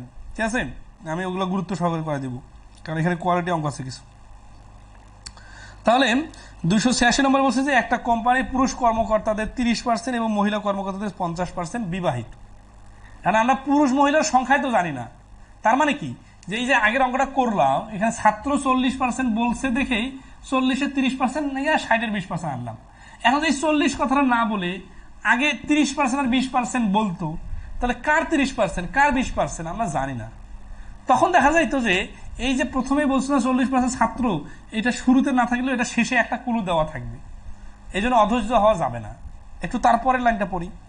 যদি ওই কোম্পানি মোট কর্মকর্তাদের 40% মহিলা হয়, দেখেন আগের অঙ্কটাতে যেটা শুরুতে বলছিল 40% ছাত্র, এখানে আবার পরে বললো যে 40% মহিলা। তাহলে যখন আমরা 40% মহিলা পাইলাম, তাহলে অটোমেটিক্যালি 60% পুরুষ পেয়ে যাব। ঠিক আছে, তাহলে এই আগের অঙ্কটার সাথে মিলা একটু করি, যে টোটাল কোম্পানির কর্মকর্তা হচ্ছে 100 জন, এর মধ্যে 40% মহিলা। দেখেন 40% মহিলা কথাটা কিন্তু পরে বলছে, তারপরও আমরা ওইটাকে আগে লিখলাম, কারণ আগে পুরুষ মহিলাতে ভাগ হবে, তারপরে বিবাহিত অবিবাহিত যাবে। কারণ একটি কোম্পানির পুরুষ কর্মকর্তাদের 30% এবং মহিলা কর্মকর্তাদের 50% বিবাহিত। তাহলে এই মহিলাদের 50% আর পুরুষদের 60 জনের 30%। তাহলে আমরা জানি 0 0 বাদ দিলে 4 5 20 জন, 3 6 18 জন। এই 18 আর 20 মিলে হচ্ছে 38। এই 38% কিন্তু বিবাহিত। উত্তর কি বিবাহিত চাইছে? আচ্ছা, ওই কোম্পানির শতকরা কতজন কর্মকর্তা অবিবাহিত? তাহলে এরা বাদে বাকি যারা আছে, তাহলে বাকি কারা? 100% থেকে 38% বাদ দিলে 62%, এরা হচ্ছে অবিবাহিত। এখন আসি এইভাবে চিত্র আটকে করে দেওয়ার কারণে অনেকে বলছে যে লিখিত সময় কি হবে। দেখেন এখানে লিখিত জটিল কিছু নাই, জাস্ট হচ্ছে যে প্রশ্ন লিখবেন যে মহিলা সমান সমান 40 জন, অতএব পুরুষ সমান সমান 100 থেকে 40 বিয়োগ 60 জন, তারপরে বিবাহিত মহিলা সমান এই কথাটা লিখবেন, বিবাহিত পুরুষ এই কথাটা, তারপরে 2 বিবাহিত, মোট বিবাহিত সমান সমান এই যে 20 আর 18 যোগ করে 38 করলাম না এটা, তাহলে মোট বিবাহিত এত হলে মোট অবিবাহিত 100 থেকে 38 বাদ। তার মানে আমি সবগুলো লেখায় লিখছি, জাস্ট বাংলা কথাগুলো লিখে নেই, ওগুলো কিন্তু বলছি, তো বলা কথাগুলো লিখে দিবেন আর বইয়ের তো হেল্প নিবেনই, ঠিক আছে? আচ্ছা, ক্লিয়ার কিনা একটু জানাবেন, ঠিক আছে? এইরকম আরো অনেক কয়েকটা প্রশ্ন এখানে আছে, এগুলো আপনারা নিজে থেকে পারবেন, ঠিক আছে? আমরা আসি 290 নম্বর করব। মোসাম্মদ ইতি আক্তার বলছেন 290 নম্বরটা করবো অবশ্যই। হ্যাঁ, 290 নম্বরটা পড়েন, কি বলতেছে দেখেন। বলছে যে এইভাবে চিন্তা করতে পারলে কি হবে, খুব দ্রুত অ্যান্সার বাইর হবে এবং লজিক্যাল হবে এমসিকিউ এর জন্য। 290 বলছে যে একটা ফুলের ঝুড়ির 2/5 আম পরীক্ষা করার পর 4টিতে ত্রুটি পাওয়া গেল এবং বাকি 36টি ত্রুটি মুক্ত পাওয়া গেল। তাহলে আম হচ্ছে অনেকগুলো আছে, কিন্তু 2/5 আম পরীক্ষা করা হয়েছে, তাহলে সবগুলো আমে পরীক্ষা করা হয় নাই, ঠিক আছে? তাহলে দেখেন যে এইখানে হচ্ছে মোট আম, এর মধ্যে থেকে এই মোট আমের 3 ভাগের 2 ভাগ মনে করি এই আমটা, এইটা হচ্ছে আম, এই আমটা পরীক্ষা করা হলো। পরীক্ষা করে কি হলো, এখান থেকে 4টা আম ভালো আর 36টা খারাপ। 4টা কি বলছে, 4টিতে ত্রুটি পাওয়া গেল, সরি 4টিটা হচ্ছে ত্রুটি খারাপ আর 36টা হচ্ছে ভালো। তো 4টা খারাপ আম আর 36টা ভালো আম পাওয়া গেল। এখন শতকরা 81% আম ত্রুটিমুক্ত পেতে হলে অবশিষ্ট আমের মধ্যে কতটি ত্রুটিমুক্ত আম পেতে হবে? এখানে সব থেকে টার্নিং পয়েন্ট হচ্ছে এই যে, সরি 2/5 বলছে না, আচ্ছা 2/5, এই যে 36 আর 4 মিলে যে 40, তাহলে এখানে 5-এর 2 ইকুয়াল টু 36 প্লাস 4 সমান সমান 40, অতএব 1 অংশ, এই 1 অংশ মানে হচ্ছে মোট আম, 40 গুণন উপরে 5 নিচে 2 কাটাকাটি করলে হচ্ছে 100টি। তার মানে আসলে মোট আম ছিল 100টি, এর মধ্যে 5 ভাগ করলে 1 ভাগে 20, 2 ভাগে 40, এই 40টা আম পরীক্ষা করে দেখা গেল যে 36টা ভালো আম আছে আর 4টা খারাপ আম আছে। এখন উত্তর কি চাইছে শেষে, শতকরা 81% আম ত্রুটি মুক্ত পেতে হলে, ত্রুটি মুক্ত মানে ভালো আম, তাহলে মোট ভালো আম এই 81% মানে হচ্ছে, যেহেতু টোটাল আম 100টি, তাহলে 81টি, 100-এর 81% মানে 81, তাহলে আগে থেকে ভালো আছে কয়টা, 36টি, তাহলে নতুন করে ভালো পাইতে হবে কয়টা, 6 থেকে 11 মিলাইতে 5 হাতে করে 1, 45টি। তার মানে নতুন মানে কি, যে অবশিষ্ট যে 60টি আম আছে না, এই 40টা তো পরীক্ষা করা হয়ে গেছে, তাহলে পরীক্ষা করা হয় নাই কয়টা, 60টা। এখন ওই 60টার মধ্যে থেকে 45টা আম কি বলছে যে অবশিষ্ট আমের মধ্যে কতটি ত্রুটিমুক্ত আম পেতে হবে, মোট ত্রুটিমুক্ত আম 81টা পেতে হবে। এই 81 কিভাবে পাইলাম, দেখেন 100-এর 81%, এখানে 100 আসার কারণে 81% মানে 81টি, এর মধ্যে থেকে 36টা আগে থেকেই ভালো আম বা ত্রুটি মুক্ত আম আছে, তো টোটাল 81টা লাগবে, 36টা আছে, তাহলে আর কটা পাইতে হবে, আর 45টা পাইতে হবে। এখন এখানে একটা লেজুর আমি নিজে থেকে লাগাই দিই, দেখেন আমি কিন্তু নর্মালি অঙ্ক করে দেওয়ার পরে আবার কিন্তু নিজে থেকে একটা লেজুর লাগাই দিই, কারণ এটা তো অন্যভাবে আসতে পারতো। কিভাবে, যদি বলতো যে অবশিষ্ট আমের কত পার্সেন্ট ত্রুটি মুক্ত হতে হবে, কত পার্সেন্ট, তাহলে পার্সেন্টেজ বাড়ি করতে গেলে খেয়াল করেন, অবশিষ্ট আম কয়টা, অবশিষ্ট আম হচ্ছে 40টা গেলে 100টা থেকে 60টা, এই 60টার মধ্যে ভালো আম পাইতে হবে 45টা। তাহলে এটা তো পার্সেন্টেজে কত, পার্সেন্টেজে ক্যালকুলেশন করলে 4/3 মানে 75%। তাহলে পার্সেন্টেজে অ্যান্সার বাইর করতে বললে তখন কিন্তু 45টা বলা যাবে না, তখন বলতে হবে 75%। তো এই বিষয়গুলো অবশ্যই কেয়ার করবেন, ঠিক আছে।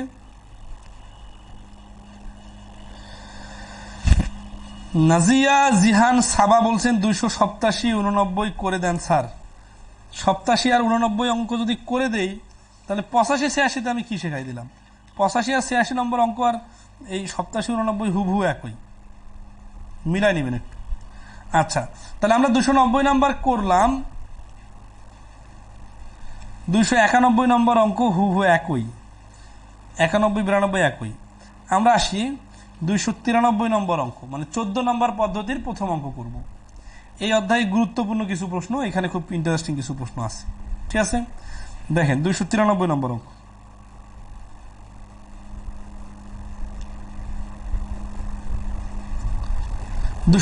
নম্বর বলতেছে যে কফির আয়ের 12% শফির আয়ের 19% সমান, আবার শফির আয়ের 19% রফির আয়ের 30% সমান।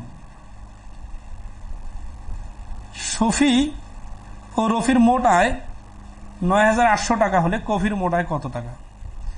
এটা বইয়ে আর কি রেশিও আকারে সমাধান দেওয়া আছে, আমি বইয়ের সমাধান বাদে এক্স ধরে বিস্তারিত সমাধান করে দিচ্ছি যাতে আপনারা দুইটা মিলে সমন্বয় করতে পারেন। বইয়ের সমাধানটা অনেক স্মার্ট এবং সুন্দর। তাই তো এই যে এরকম অঙ্ক কোথায় আসছে? BCICAEOর পরীক্ষায় 2018 সালে আসছে। তো এই প্রশ্নগুলো তো অনেক কোয়ালিটি প্রশ্ন, মানে ভাবার আছে। কফির আয়ের 12% শফির আয়ের 19% সমান, তাহলে আমরা কফির নাম দেই ক, কে, শফির নাম দেই এস। তাহলে কফির এর 12% ইকুয়াল টু শফি এর 19%। পার্সেন্টেজ মানে হচ্ছে নিচে 100 নিচে 100, 100 100 বাদ দিলে 12K ইকুয়াল টু 19S। এটা একটা সমীকরণ। এখানে আগে কে ইকুয়াল টু এটা বসাবো নাকি এস এর মান আনবো, তারপর একটা দেখি। আবার শফির আয়ের 19% রফির আয়ের 30% সমান, ঠিক আছে। শফির আয়ের কত পার্সেন্ট? 19%, রফির আয়ের 30% সমান। তাহলে শফি এর 19% ইকুয়াল টু রফির আয়ের 30%। এই প্রথম অক্ষরটা দিয়ে নাম দিলাম। তাহলে এখানে একটা 100 আছে, এখানে একটা 100 আছে, তাহলে 100 100 বাদ দিয়ে দেওয়া হয়, তাহলে 19S ইকুয়াল টু 30R। এখন কি বলছেন যে শফি ও রফির মোট আয়, তাহলে এই যে শফি আর রফি এদের দুইজনের মোট আয় 9800 টাকা হলে কফির মোট আয় কত টাকা? শফি আর রফি, তাই না? তাহলে শফি আর রফি এরা দুইজনে মিলে যদি মোট আয় কত টাকা করে? 9800। তার মানে দেখেন এই শফি প্লাস রফি সমান সমান 9800 টাকা আয় করলে কফির মোট আয় কত? এই যে কফি আছে, কফির মোট আয় কত হবে এটা বের করতে হবে।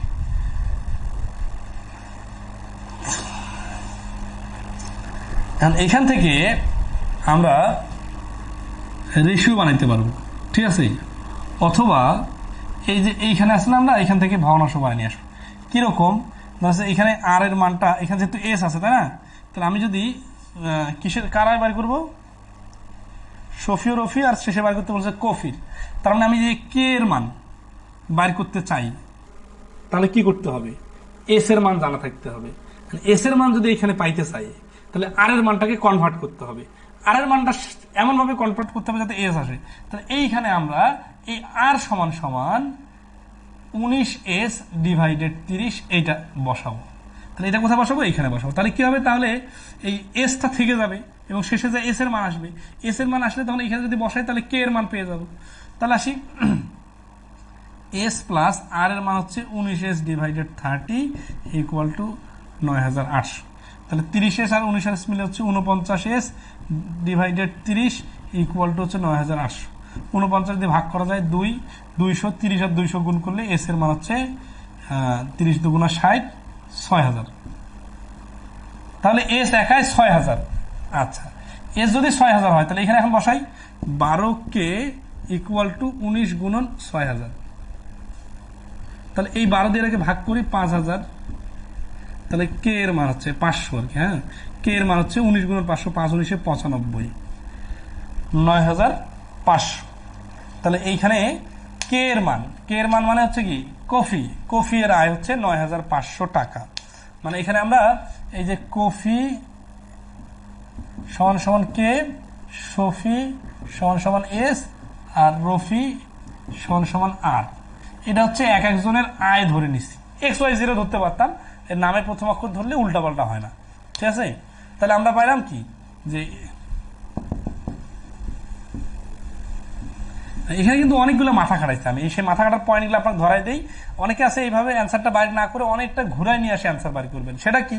সেটা হচ্ছে কেউ যদি এইখানে 19s = 30R দেখে এস সমান সমান 30R ডিভাইডেড 19 দেন, তাহলে ওই মানটা আবার এইখানে এস এর জায়গায় বসান, তাহলে আপনার এখানে আর এর মান বাইর হবে।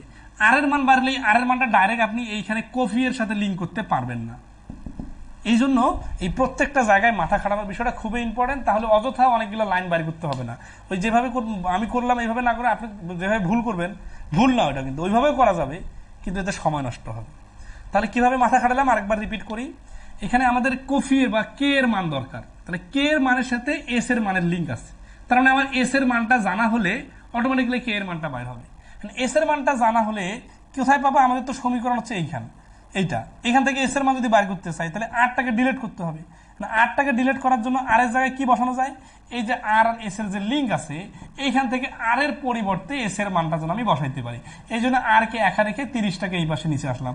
এই আর এর জায়গায় যখন আমি এস এর সাপেক্ষে বসাইলাম তখন কিন্তু এটা পুরোটা এস হয়ে গেল। তো যখন এই এস হয়ে গেল তখন তো এস এর মান আমি বাইর করে নিলাম, আর এস এর মান যখন বাইর করে নিলাম সেখান থেকে কে এর মান বাইর করলাম, আর কে এর মান যেটা সেটা অ্যান্সার। এবার আমি কিন্তু এই 12কে এইভাবে এমনভাবে করছি যে ডাইরেক্ট দুই পাশে কাটে দিছি। ওই কি নিয়ে আমরা এগুলো শিখছিলাম, ঠিক আছে? কি বোঝা যাচ্ছে না কি বলেন? 12কে = 30R হতে পারে না স্যার? হতে পারে, কারণ এই 19s এর জায়গাতে আমরা 30R বসাই দিতে পারি। কিন্তু এটা বসাই দিলাম দিয়ে কি করবো? দিলেও তো কাহিনী সেম, ঠিক আছে না? দিলেও কাহিনী সেম, কারণ এখানে তো এস কে লাগবে। এই যে এখানে এস প্লাস আর এর মান হচ্ছে 9800, ঠিক আছে। আর বইয়ে দেওয়া আছে রেশিও আকারে, ওটাও সহজ করে নিতে পারবেন, সমস্যা নেই। রেশিও আকারে এটা দেখা দেওয়ার দরকার আছে। রেশিও আকারে যেটা আমরা শিখছিলাম ক্লাসের শুরুর দিকে শতকরার, যে এই পার্সেন্টেজ = পার্সেন্টেজ এইরকম হলে এইখানে কে অনুপাত এস বলা যায় 19:12, মানে অল্টার হয়ে যায় আর কি। হ্যাঁ, আর এইখানে এস অনুপাত আর হচ্ছে 30:19, মানে এই যে এখানে এস আর আর এর মানটা, হ্যাঁ, অনুপাত বার করে নিলাম। তাহলে দুই জায়গাতে এস আছে, এস এর মান যদি আমরা সমান করতে চাই তাহলে 12 আর 30 এর লসাগু হচ্ছে 60। তাহলে এটাকে 60 বানাইতে গেলে 5 × 60, 5 19 95, 5 × 60, এটাকে 60 বানাইতে গেলে 30 × 2 = 60, আর হচ্ছে 19 × 2 = 38। এখন আমাদের যে মান দেওয়া আছে সেটা হচ্ছে এস প্লাস আর এর মান দেওয়া আছে। এখানে আমরা দেখতেছি এস এর মান 30, আর এর মান 38, তার মানে সরি 60 আর 38, 60 আর 38 এটা দুইটা যোগফল হচ্ছে 98, অংশের মান 9800। আর আমাদের বাইর করতে বলছে কে এর মান, কে এর মান আমরা দেখতেছি এখানে অনুপাতে 95। তাহলে 98 ভাগ যদি 98,000 মানে 9800 হয়, তাহলে 95 এর মান হচ্ছে 9500 হবে। এখন অনেকে বলতে পারেন এখানে এটা কেন আসলো? আর ভাই এটা তো আপনার একেবারে বেসিক জিনিস, যে এই ক খ খ গ হলে কিভাবে সমান করে। এই যেটা কমন রাশি এইটার ভ্যালু যেন সমান সমান হয়। এটা সমান সমান করার সিস্টেম কি? এখানে 12 আছে, এখানে 30 আছে, 12 আর 30 এর লসাগু। এখন আপনারা তো আড়াআড়ি গুণ করবেন, আড়াআড়ি গুণ করতে যান 19 আর 19 গুণ করতে তো আপনার অবস্থা খারাপ হয়ে যাবে। তো এইগুলো অযথা সময় নষ্ট করার দরকার নাই। জাস্ট এটা লজিকটা হচ্ছে এরকম যে এই সমান একই রাশি দুটার ভ্যালুটা সমান সমান যেন আসে। 12 আর 30 এর লসাগু হচ্ছে 60, এখানেও 60, এখানেও 60। তাহলে এখানে যদি 60 হয় তাহলে আসি, তাহলে 60, এখানে 60, 95, আর এখানে হচ্ছে 38, ঠিক আছে।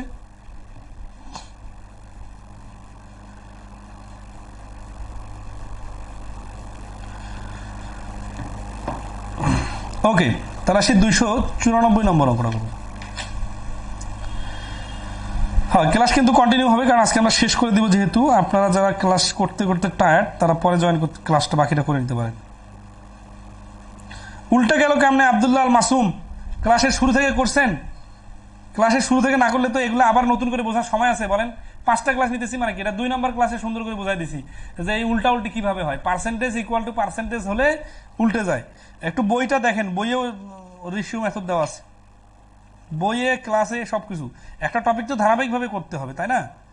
294 নম্বর হচ্ছে কলার দাম 14.7 2% কমে গেলে 420 টাকায় পূর্বাপেক্ষা 10টি কলা বেশি পাওয়া যায়, প্রতি ডজন কলার বর্তমান মূল্য কত? এরকম অঙ্ক আমরা আগেই করছি, জাস্ট এখানে ভগ্নাংশ আকারে পার্সেন্টেজ দেওয়া আছে, এইটা আর কি বিষয়। কোনো কিছু দাম কমে গেলে যদি বাড়তি পাওয়া যায়, তাহলে আমাদের যেই টাকাটা কম লাগে বা সেভ হয়, ওইটা হচ্ছে আমাদের বাড়তি পণ্যটার দাম। তাহলে এখানে কয় টাকা সেভ হচ্ছে? সেভ হচ্ছে 420 এর 14.7 তাহলে এই টাকাটা কম লাগে, তাহলে টাকা কম লাগে সমান সমান 420 এর 14.7 তাহলে 14.7 মানে কি? ভগ্নাংশ আকারে চিন্তা করলে কিন্তু এটা 7 14 98, 7 ভাগের 1 ভাগ হয়। অথবা আপনি আসেন 7 14 98 আর 2 100, পার্সেন্টেজ মানে হচ্ছে দেখেন এটা সমান সমান 100/7 গুণন 1/100, কাটাকাটি করলে হচ্ছে 7 এর 1 হয়, 7 দিয়ে 420 কাটে 60 টাকা। তার মানে এই 60 টাকাটা সেভ হয়। 60 টাকা যদি সেভ হয়, এটাতে কি করে?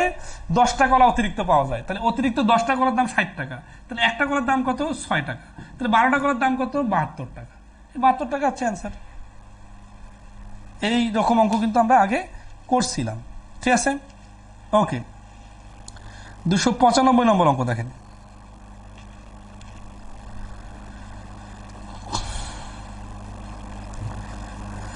হ্যাঁ আব্দুল্লাহ মাসুদ, সমস্যা নাই, আমি তো বিষয়গুলো আমি যদি কখনো কাউকে কিছু বলি ওইটা আবার সিরিয়াসলি মাইন্ড করিয়েন না, জাস্ট বলতেছি, রিমাইন্ড করে দিতেছি, এবং কথাটা একটু জোর দিয়ে বলার কারণে হয়তো বা আপনাদের অনেকের আঘাত লাগতে পারে।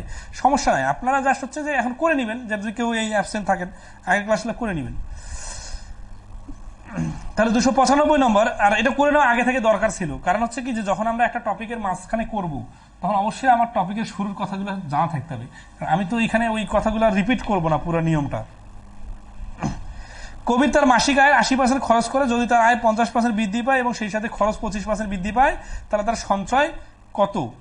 হ্যাঁ, এখানে প্রশ্ন সুন্দর করে প্রশ্ন দেওয়া আছে, দেখেন তো এটা কত সুন্দর একটা প্রশ্ন। তাহলে 80% আর 50% 25%, তাই না? তাহলে আয়, ব্যয় আর হচ্ছে সঞ্চয়।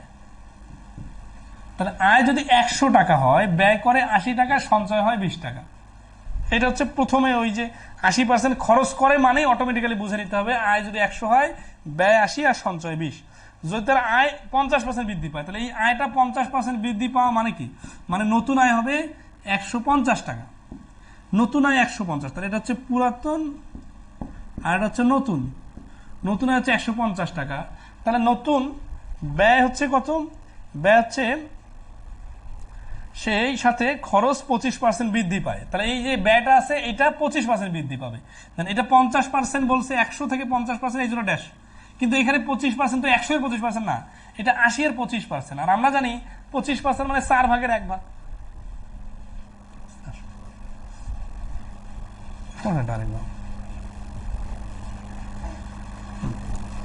তাহলে 25% মানে হচ্ছে 80 এর 4 ভাগের 1 ভাগ, মানে 20 টাকা বাড়বে, 20 টাকা বাড়লে 100 টাকা। তার মানে আগে আয় ছিল 100 টাকা, এখন নতুন আয় 150 টাকা, আগে ব্যয় ছিল 80 টাকা, এখন ব্যয় 100 টাকা। তাহলে এখন সঞ্চয় কত? এখন সঞ্চয় হচ্ছে 50 টাকা। এখন উত্তর কি চাইছে? উত্তর চাইছে যে তাহলে তার সঞ্চয়ের পরিবর্তনটা কেমন হলো। সঞ্চয় আগে ছিল 20 টাকা, এখন সঞ্চয় হচ্ছে 50 টাকা।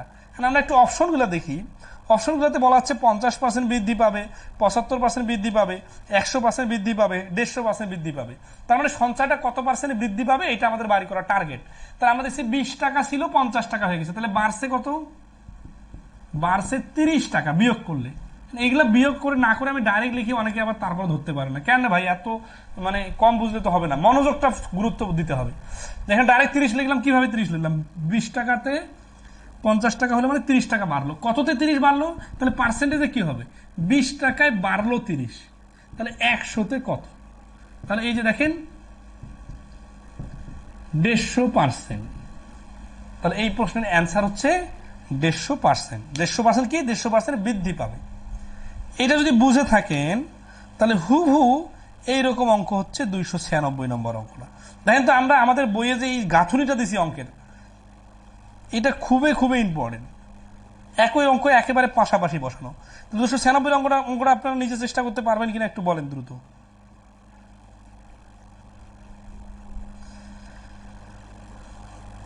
মিশু মহাজান বলছেন 150-এর 50% বৃদ্ধি পাবে না। আয়ের তুলনায় আয় বাড়বে, আয়ের সাথে আয়ের বৃদ্ধির পার্সেন্টেজ, আর ব্যয়ের সাথে ব্যয় বৃদ্ধির পার্সেন্টেজ। আপনি ব্যয়ের পার্সেন্টেজ আয়ের সাথে লাগাই দিতে পারবেন না। ওকে, তাহলে 296 নম্বরটা বলছে যে খায়ের তার আয়ের শতকরা 60% খরচ করে। তাহলে এটা যেহেতু আমাদের টেবিলটা দেওয়াই আছে, আমরা ডাইরেক্ট একটু শর্টে করে দিই। এখন ধর আছে আমি তো এই অঙ্কটা করে দিতাম না, কেন দিতাম না? কারণ আমাদের 295 নম্বরের সাথে হুবু মিল আছে। এখন একটু দ্রুত করে দিলে অনেকের মাথার উপর দিয়ে যাবে। কেন ভাই? আগের অঙ্কটার সাথে তো মিলাই নিতে হবে। তাহলে 60% খরচ করে মানে কি? আয় 100 টাকা হলে 60 টাকা ব্যয়, 40 টাকা সঞ্চয়। তাহলে আয় 32% বৃদ্ধি পায় মানে এটার সাথে 32 যোগ হবে, 132 টাকা নতুন আয়। এখন অনেকে মনে করতে পারেন 132-এর তুলনায় ব্যয় হবে না। ব্যয়টা হচ্ছে আগের ব্যয় কত পার্সেন্ট বৃদ্ধি পেয়েছে। কোনো কিছুর দাম বাড়া বৃদ্ধি ব্যয় আপনারা একটু প্র্যাকটিক্যালি চিন্তা করিয়েন, তাহলে বুঝবেন যে ব্যয় বাড়া মানে ব্যয়ের সাথে ব্যয় বাড়া, আয়ের তুলনায় ব্যয় বাড়া। এইভাবে তাহলে তো সারা জীবন আপনার সঞ্চয় হতে থাকবে। ধরা যাচ্ছে ব্যয় যদি অনেক বেশি বেড়ে যায় তাহলে দেখা যাচ্ছে আপনার সঞ্চয় নাই, মাইনাস ফিগারে চলে আসবে। কিন্তু আপনি যদি আয়ের তুলনায় ব্যয় বাড়ান তাহলে যেটা হবে সবসময় আপনার ধরেন আছে খরচ কম হবে। তাহলে আসি, সে তার খরচ 20% বাড়িয়ে দিল। এই যে খরচ 20% বাড়িয়ে দিল, এটা হচ্ছে 60-এর 20%। 20% মানে 5 ভাগের 1 ভাগ। তাহলে 60-এর 5 ভাগের 1 ভাগ মানে 12, 12 বাড়লে হবে 72। তাহলে আগে ছিল 132, এখন হচ্ছে 72। তাহলে বৃদ্ধি পেয়েছে, তাহলে সঞ্চয় হবে কত টাকা? এখন 60 টাকা। আগে ছিল 40 টাকা সঞ্চয়, এখন হচ্ছে 60 টাকা। তাহলে 50% বৃদ্ধি পেয়েছে। উত্তর হচ্ছে এতে তার সঞ্চয় শতকরা কত বৃদ্ধি পাবে? তাহলে শতকরা এই যে 40 টাকা 60 টাকা হয়েছে, তাহলে 20 টাকা বাড়ছে, 40-এ 20 মানে হচ্ছে 50%। তাহলে 50% বৃদ্ধি পাবে। আশা করি ফুললি ক্লিয়ার। নেক্সট আসি 297 নম্বর অঙ্ক। 297 বলছে যে একটা গ্রামের মোট লোক সংখ্যার 8 ভাগের 5 ভাগ লোক হচ্ছে পুরুষ। পাশাপাশি লিখে দিছো 8-এর 5 ফ্র্যাকশনটা। যদি পুরুষদের 40% বিবাহিত হয় তাহলে মোট জনসংখ্যা শতকরা কতজন মহিলা বিবাহিত? ঠিক আছে। আচ্ছা, এখানে হচ্ছে যে এক পাশে আরেকজন দেওয়া আছে, অন্য পাশে আরেকজন দেওয়া আছে। তো আমরা এখানে সবসময় জানি কি, ভগ্নাংশের ক্ষেত্রে ভগ্নাংশের উপরে নিচের সংখ্যাগুলোকে টার্গেট করা যায়। একটা গ্রামের মোট লোক সংখ্যার 8-এর 5 ভাগ পুরুষ, তাহলে দেন 8-এর 5 ভাগ পুরুষ। এই কথাটা মানে হচ্ছে মোট লোক হচ্ছে 8 জন, পুরুষ হচ্ছে 5 জন, তাহলে মহিলা হচ্ছে 3 জন, কারণ 8 থেকে 5 বাদ দিলে 3। আচ্ছা, এখন কি বলছে যে যদি পুরুষদের 40% বিবাহিত হয় তাহলে মোট জনসংখ্যার শতকরা কতজন মহিলা বিবাহিত? এটা যদি দেখেন এখানে পার্সেন্টেজের কথা বলছে, তো এগুলা পার্সেন্টেজ বাড়ানো একটু ঝামেলা। তাহলে আমরা কি করি, এগুলাকে একটু বাড়াই নি, মানে 100-এর সাপেক্ষে বাড়াইলাম। তাহলে কি কেন করা যাবে? কারণ এই দেখেন 800-এর উপরে 500 মানে কাটাকাটি করে 8-এর উপরে 5, 8-5 ধরে করা যাবে, কিন্তু তখন দশমিক আসবে। এই দশমিককে না আনার জন্য আমরা পার্সেন্টেজের হিসাবে সুবিধার্থে 800, 500, 300 করে নিলাম, করে নেওয়া যায়। অনুপাত বা ভগ্নাংশকে এইভাবে বাড়ানো কমানো করা যায়। এখন বলছে কি যে যদি পুরুষদের 40% বিবাহিত হয় তাহলে এই পুরুষদের 500-এর 40% মানে 200 জন, এরা হচ্ছে বিবাহিত। আবার বিবাহিত, তাহলে মোট জনসংখ্যা শতকরা কতজন মহিলা বিবাহিত? তাহলে পুরুষদের 40% বিবাহিত, তাহলে মহিলা আছে কতজন? মহিলা আছে 300 জন। পুরুষদের 500 জনের মধ্যে 200 জন বিবাহিত।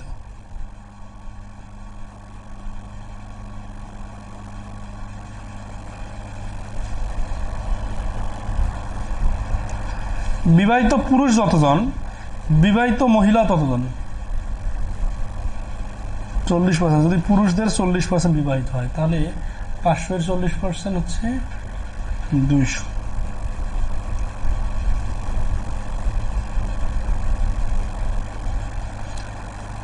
মোট জনসংখ্যার শতকরা কতজন মহিলা বিবাহিত? মোট জনসংখ্যার শতকরা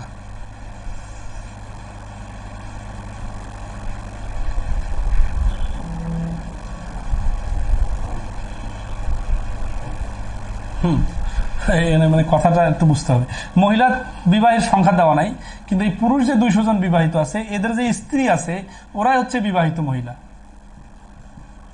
তাহলে এখন বলছে মোট জনসংখ্যার শতকরা কতজন বিবাহিত মহিলা, তাহলে এরা হচ্ছে বিবাহিত মহিলা না, তাহলে পার্সেন্টেজে কি হবে, মোট জনসংখ্যার বলছে, তার মোট জনসংখ্যা 800 জন, এর মধ্যে বিবাহিত মহিলা হচ্ছে 200 জন, আর এদের পার্সেন্টেজ জানতে হবে, তাহলে হচ্ছে 25%।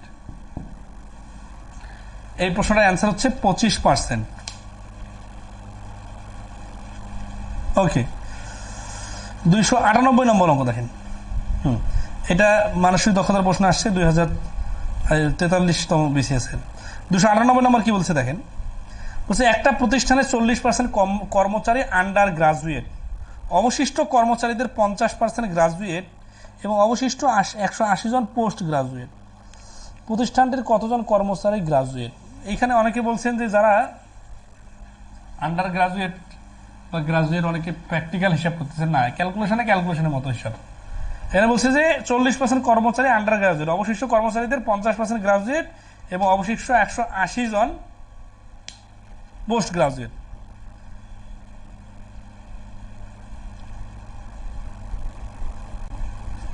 মোট কর্মচারী যদি 100 জন হয়, তাহলে আন্ডার গ্রাজুয়েট হচ্ছে 40 জন আর অন্যান্য হচ্ছে 60 জন।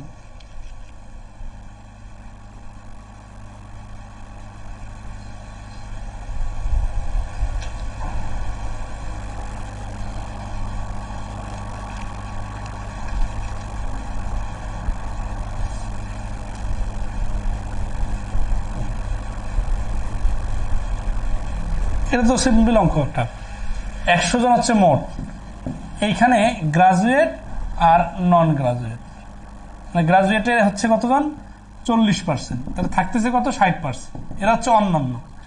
এদের মধ্য থেকে আবার 50% হচ্ছে কি বলছে, এটা হচ্ছে আন্ডার গ্রাজুয়েট, এদের মধ্যে হচ্ছে এটা গ্রাজুয়েট আর এটা হচ্ছে অন্যান্য। অন্যান্য কি, পোস্ট গ্রাজুয়েট, হ্যাঁ পোস্ট গ্রাজুয়েট।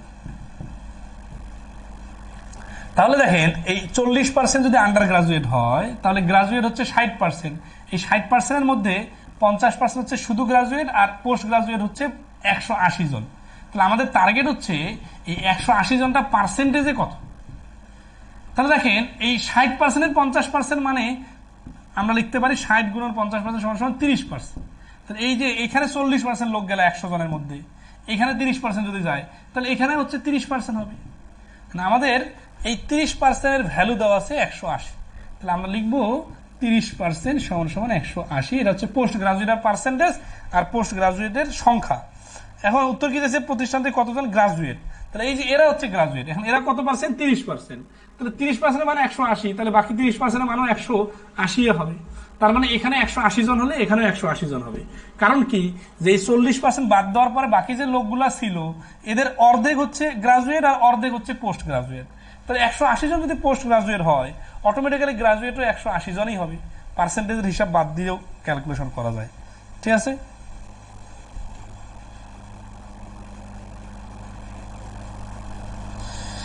ইমাম হুসাইন 200 আসলো কিভাবে? ওইখানে তো একটা লজিক্যাল কথা বলছিলাম যে পুরুষ যে 200 জন বিবাহিত হয়েছে, ওরাই মহিলাও 200 জন বিবাহিত, মানে ওদের বিবাহিত হয়েছে 200 জন মহিলার সাথে। আচ্ছা, তাহলে 299 নম্বর, 299 নম্বর দেখেন, একটা ক্লাবের 80% সদস্য পুরুষ, পুরুষ সদস্যদের 50% পেশায় ডাক্তার এবং 30% পেশায় ইঞ্জিনিয়ার এবং বাকি 40 জন ব্যবসায়ী। ওই ক্লাবের মোট সদস্য সংখ্যা কতজন?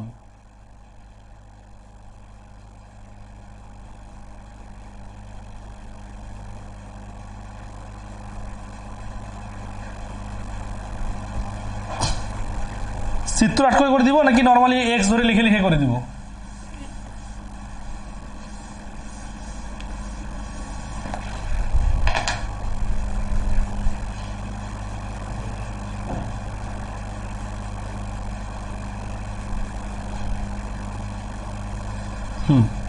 তাহলে ধরি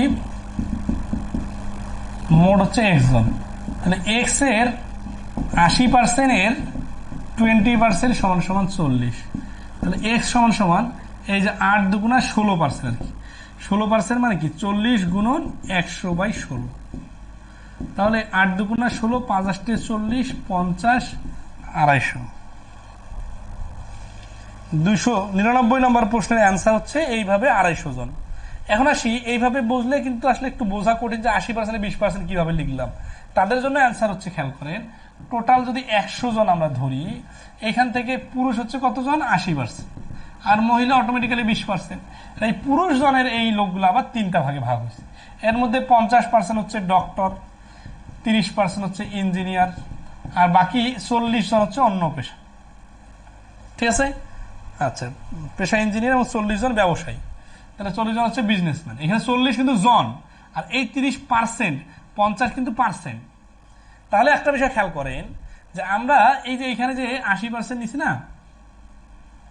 ইংলিশে লিখছি আর কি, 80% পুরুষ, এই 80% পুরুষ। এখন এখান থেকে 100% থেকে এখানে আসলে 80%, তারপরে এই 40 জনকে টার্গেট করলে এখানে 50 আর 30 যদি 80 হয়, তাহলে এইখানে হবে কিন্তু 20%। তাহলে আমরা এই যে এক্স এর, ওই যে এখানে ধরি কি এক্স, এখানে যদি এক্স ধরি, তাহলে এক্স এর 80% যদি নেই, এরা হচ্ছে পুরুষ। এই পুরুষদের 20% হচ্ছে ব্যবসায়ী। কেন এই পুরুষ থেকে ব্যবসায়ীতে গেলাম? কারণ হচ্ছে যে 40 জন দেওয়া আছে, এরা হচ্ছে পুরুষ ব্যবসায়ী। এইভাবে করলাম।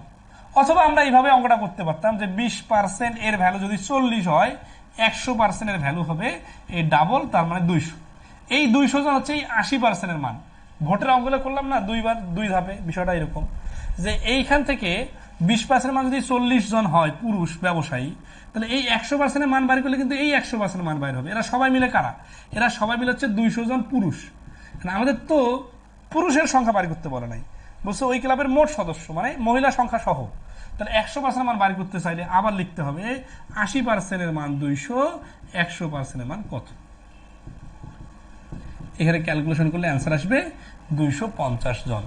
80% মানে 5 ভাগে 4 ভাগ, 4 ভাগে 200 হলে 1 ভাগে 50, 5 ভাগে 250। তো ওই কাজটা ওইভাবে করা যায়, এক্স ধরে এইভাবে করা যায়। আর মুখে মুখে করতে চাইলে 80 এর 20% মানে হচ্ছে 00 কাটতে দিলে 16%। 16% এর ভ্যালু 40 মানে কি, এই যে এইটুকু লিখলেই অ্যান্সার চলে আসবে। 4 চোখ 16, 4 10 40, 4 25 100, 25 10 250। এই এতটুকু লিখেই এই প্রশ্নটার অ্যান্সার বাইর করা যায়।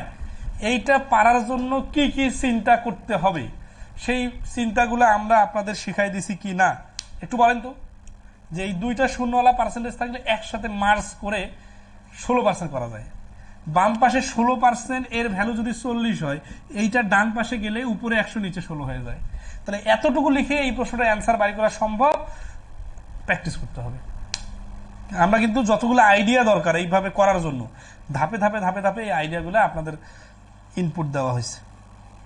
ঠিক আছে, ওকে, নেক্সটে আসি 300 জন, 300 নম্বর অঙ্ক।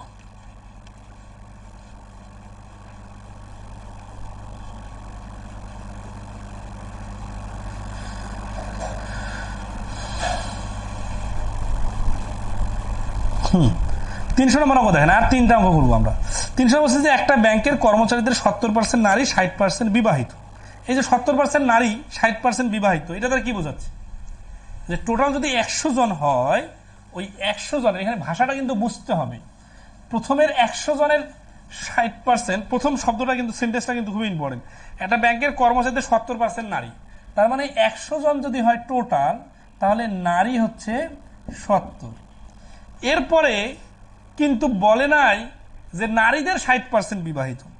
এই ভাষাটা না বুঝলে কিন্তু ভুল করবেন। এখানে বলছে নারী 70%, ঠিক আছে, আবার বলছে 60% বিবাহিত, বলে নাই যে নারীদের 60% বিবাহিত। ও বলছে, ও মানে কি, ও মানে এটা সাবজেক্ট, কিন্তু ওই যে ব্যাংকের কর্মচারীরা সাবজেক্ট। তার মানে এই ব্যাংকের এই 100 জনের মধ্যে 60 জন বিবাহিত। এই ভাষাটা না বুঝলে কিন্তু আপনারা অনেকেই এই 70% এর 60% দিয়ে দিবেন, এইটা ভুল। কি বললে এটা দেওয়া যাইতো? যদি বলতো নারীদের সব 60% বিবাহিত, তখন আমরা এইভাবে নারীদের রাখিয়ে নারীদের আন্ডারে নিয়ে আসতাম। এখন কিন্তু নারীদের আন্ডারে নিয়ে আসা যাবে না, এখন টোটালের আন্ডারে নিয়ে আসতে হবে, কারণ ভাষাটা ওইভাবে বলছে। তারপরে কি বলছে, পুরুষের 3/2 অংশ যদি অবিবাহিত হয়, তাহলে এরা কিন্তু বিবাহিত। হ্যাঁ, তাহলে এখানে নারী যদি 70 জন হয়, তাহলে পুরুষ হচ্ছে 30 জন। এই পুরুষের 3/2 হচ্ছে অবিবাহিত, তাই না? অবিবাহিত মানে 20 জন অবিবাহিত। তাহলে এখান থেকে আমরা যদি আনি বিবাহিত আর অবিবাহিত। তাহলে এখানে 3/2 কি বলছে? 3/2 বলছে অবিবাহিত, তার মানে 30 জনের 3/2 মানে হচ্ছে কাটাকাটি করলে 20 জন। এই 20 জন হচ্ছে অবিবাহিত। তাহলে বিবাহিত কতজন? 10। দেখেন, পুরুষ থেকে অবিবাহিত পাইলাম, এই যে একটা পাইলে আর একটা অটোমেটিক্যালি হয়ে যায়, এটা মাথায় রাখতে হবে। আর ভাষাটা কিভাবে বলছে এটা ইম্পর্টেন্ট। তাহলে বিবাহিত হচ্ছে 10 জন। আবার প্রশ্নের শুরুতেই আমাদেরকে বলে দিছে যে টোটাল 100 জনের মধ্যে 60 জন বিবাহিত। আমরা ভেঙে ভেঙে ক্যালকুলেশন করে দেখলাম পুরুষ বিবাহিত হচ্ছে 10 জন। তাহলে এই 60 জন থেকে 10 জন বাদ দিলে মহিলা বিবাহিত, 60 জন থেকে 10 জন বাদ দিলে 50 জন। টোটাল মহিলা আছে 70 জন, তার মধ্যে বিবাহিত মহিলা হচ্ছে 50 জন। উত্তর কি চাইছে? নারীদের কত ভাগ বিবাহিত, কত ভাগ মানে ভগ্নাংশ আকারে চাইছে। তাহলে উত্তর হবে 70 জন নারী, তার মধ্যে 50 জন বিবাহিত। তাহলে কাটাকাটি করলে হচ্ছে 7 এর উপরে 5। এই বিবাহিত বাড়ি করবো না অবিবাহিত বাড়ি করবো না, কাকে ধরে কাকে পাবো, এটা প্রশ্নের কুলু। আর বাড়ি করতে কি বলছে কি আর অপশন, এগুলোর সমন্বয় করতে হবে। 300 নম্বর প্রশ্নটা কি ক্লিয়ার? ক্লিয়ার হয়ে থাকলে এখন আমরা খুবই ইম্পর্টেন্ট এবং ইন্টারেস্টিং একটা অঙ্ক করবো, সেটা হচ্ছে 301 নম্বর। 301 নম্বর বলছে কি যে একটা কোম্পানির 46%, দেখেন এখানে কিন্তু খুব একটা টার্নিং পয়েন্ট আমরা শিখছি কি, যে এই 70-এর আন্ডারে 60-কে দেই নাই, কারণ ভাষাটা কি এমনভাবে বলছে যে 100-এর আন্ডারে 60 যায়। ঠিক আছে, এরকম হইতে পারে না। এটা কিন্তু সুন্দর সুন্দর উদাহরণ দেওয়া আছে আমাদের বইয়ে, দেখবেন যে একটা ক্লাসে 30% নারী আর 50% শিক্ষিত। তাহলে কি আপনি বলতে পারেন যে ওই 30%-এর 50% শিক্ষিত না? বাংলাদেশে মনে করেন 50% মহিলা আছে, আবার বাংলাদেশে শিক্ষিতের হার হচ্ছে সাপোজ 60%। তার মানে কি টোটাল লোক যদি 100 জন হয়, এর মধ্যে 60 জন লোক শিক্ষিত, এটা আলাদা একটা কাউন্ট হিসাব। আর 50% মহিলা, এটা আলাদা একটা হিসাব। দুইটাই একটার আন্ডারে আর একটা না। কেন? কারণ আমি তো এটা আলাদা আলাদা পার্সপেক্টিভে বলতেছি যে টোটাল 100 জন, তার মধ্যে 60 জন শিক্ষিত, এটা আলাদা একটা হিসাব, এটা চ্যাপ্টার ক্লোজ। আর 50 জন নারী, এটা আলাদা একটা হিসাব। কিন্তু যদি আমি বিষয়টাকে এইভাবে বলি তাহলে কিন্তু মার্জ হয়ে যাবে। কিরকম? যে বাংলাদেশে 50% নারী, নারীদের 60% শিক্ষিত, তখনকার যে কথাটা, তখন 50-এর 60% মানে 30, তখনকার হিসাবটা আলাদা। আর আমি যখন আলাদা আলাদা করে বলবো তখনকার হিসাবটা আলাদা। হ্যাঁ, আপনি যদি সবগুলাই হজবর্ণ করে ফেলেন তাহলে তো আপনি বাংলা ভাষা আপনাকে আরো শিখতে হবে, কোনটার আন্ডারে কি, এটা তাড়াহুড়া করতে যে বা ওই রকম অঙ্ক করে করে অনেকে অভ্যস্ত থাকার কারণে এই ভুলটা করে। ঠিক আছে, বিবাহিত 10 কিভাবে আনলেন? 30 জনের মধ্যে 20 জন অবিবাহিত হলে তো 10 জন বিবাহিত হবে। মোহাম্মদ হাকিম, আপনাকে বললাম। তাহলে 301 বলছে একটা কোম্পানি 46% কর্মচারী পুরুষ। তাহলে এই 100 জন থেকে আমি আগে পুরুষ মহিলায় ভাগ করব নাকি অন্য কিছুতে ভাগ করবো, আবার পরেরটা পড়ি। যদি 60% কর্মচারী ইউনিয়ন করে আর 70% কর্মচারী পুরুষ হয়, দেন কথাগুলো কিন্তু অনেক কয়েকটা পয়েন্ট নিয়ে আসছে। তাহলে এখানে আমরা 60% কর্মচারী ইউনিয়ন করে এবং 70% কর্মচারী পুরুষ হয়, এই যে পুরুষ মহিলাকে আগে নিয়ে আসি। ঠিক আছে, এবং এর মধ্যে ওই যে এর মধ্যে একটা কথা বলছে না, এখানে কিন্তু প্যাজ আছে। ঠিক আছে, তাহলে ইউনিয়ন করে, তাহলে কতজন মহিলা কর্মচারী ইউনিয়ন করে না? তাহলে ইউনিয়ন 60% কি বলছে, কর্মচারী ইউনিয়ন করে, তাহলে ইউনিয়ন করে আর করে না। এখান থেকে আবার আছে পুরুষ মহিলা, এখান থেকে আবার আছে পুরুষ মহিলা। এখন ইউনিয়ন করে কতজন বলছে? 60% কর্মচারী ইউনিয়ন করে, তাহলে এই 100 থেকে 60 জন হচ্ছে ইউনিয়ন। এদের মধ্যে থেকে আবার কি বলছে, এর মধ্যে 70% পুরুষ। তাহলে এখানে দেখেন এর মধ্যে যখন বলছে তখন বুঝে দিতে হবে যে 60-এর 70% মানে 70% আছে 6-7-42 জন। তাহলে এই যে করে না মহিলা কতজন, এই যে ইউনিয়ন করে কিন্তু মহিলা কতজন, 60-এর এখানে 42 চলে গেলে এখানে হবে 18 জন, মানে 70% থেকে এখানে 30%, 3-6-18। আবার আসি, তাহলে এখানে 60% থেকে করে, তাহলে কতজন করে না? 40% করে না। এই 40-কে আবার কিভাবে ভাগ করবো এটা কিন্তু কোনো বলা নাই। যারা ইউনিয়ন করে না ওদের পুরুষ কতজন, ওদের মহিলা কতজন আমরা জানি না।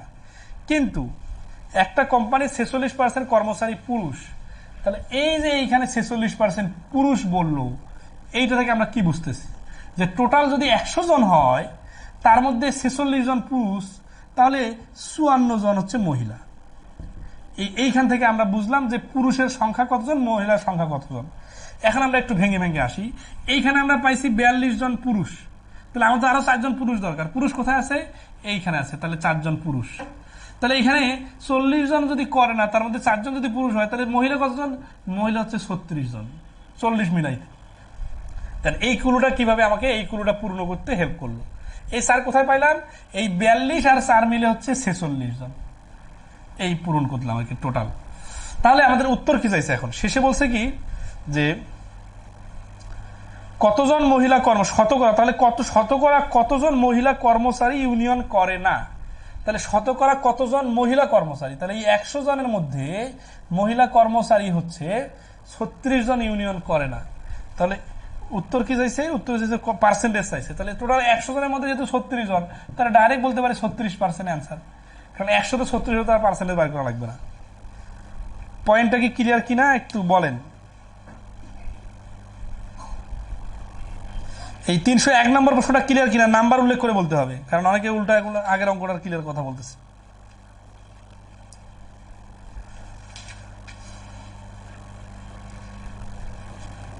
এখানে আরেকটা বিষয় হচ্ছে যে আমরা এই 100কে 46 আর 54 ধরে হিসাব করতে পারতাম, কিন্তু সমস্যা হচ্ছে যে এইটার সাথে পার্সেন্টেজের হিসাব করা, এইগুলা কিন্তু দশমিক চলে আসবে। এই জন্য 46-এর হিসাবটা পরে ধরে আগে ইউনিয়ন করে আর ইউনিয়ন করে না হিসাবটা ধরলা। একটু মাথা না খাটাইলে অযথা অনেক সময় নষ্ট হবে, অ্যান্সার কিন্তু ঘুরে ফিরে একই আসবে।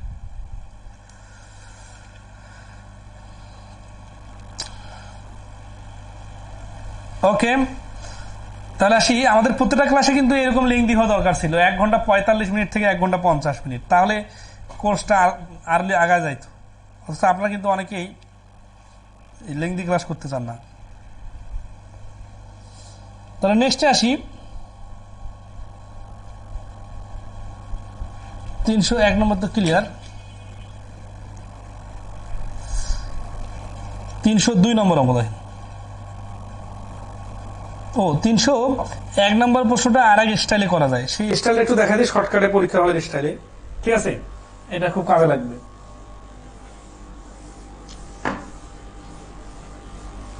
আমাদের বইও সুন্দর করে মার্ক করে দেওয়া আছে। ঠিক আছে, যেমন ধরেন আছে যে একটা চার্ট,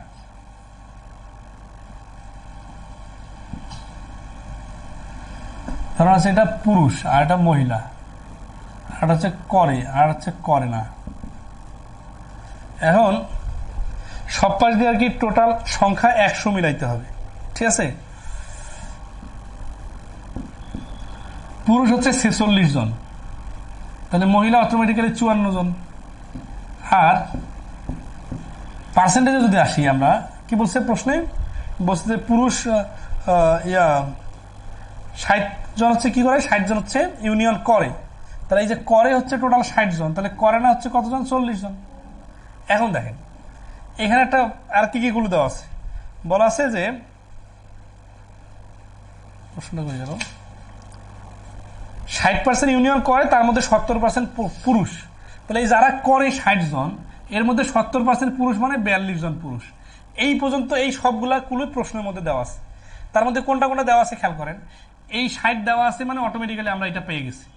এই 46 দেওয়া আছে মানে অটোমেটিক্যালি আমরা এটা পেয়ে গেছি। এখন এই 60-এর এই 42 দেওয়া নাই, কিন্তু বলা আছে 60-এর 70%, মানে এর মধ্যে 70%, মানে 42। এই পর্যন্ত কুলুগুলা প্রশ্নে দেওয়া আছে। এখন আমরা একটু কুলুগুলা পূর্ণ করি তো, যে পুরুষ যদি 42 হয় তাহলে 60 মিলাইতে এখানে লাগবে 18 জন, এখানে 54 মিলাইতে লাগবে এখানে 36 জন, এখানে 42 46 এখানে মিলাইতে লাগবে 4 জন। দেখেন পুরোটা কিন্তু অটোমেটিক্যালি পাজলের মতো পূর্ণ হয়ে গেল। এখন আমাদের অ্যান্সার কোনটা? অ্যান্সার বলছে যে কত পার্সেন্ট মহিলা ইউনিয়ন করে না। কতজন, মানে কত টোটালে মোট কর্মচারী কত পার্সেন্ট ইউনিয়ন করে না, মানে মহিলা ইউনিয়ন করে না। তাহলে মোট হচ্ছে এখানে পুরুষ মহিলা মিলে সবাই মিলে হচ্ছে 100 জন। কারণ কি 100 জন কোথায়? এই 60 জন আর 40 জন মিলে 100 জন। এই 100 জনের মধ্যে এই 36 জন ইউনিয়ন করে না, মহিলা ইউনিয়ন করে না, মহিলা আবার ইউনিয়ন করে না। তাই 36% আমাদের অ্যান্সার। বইয়ের সাথে একটু সমন্বয় করে নিয়ে না।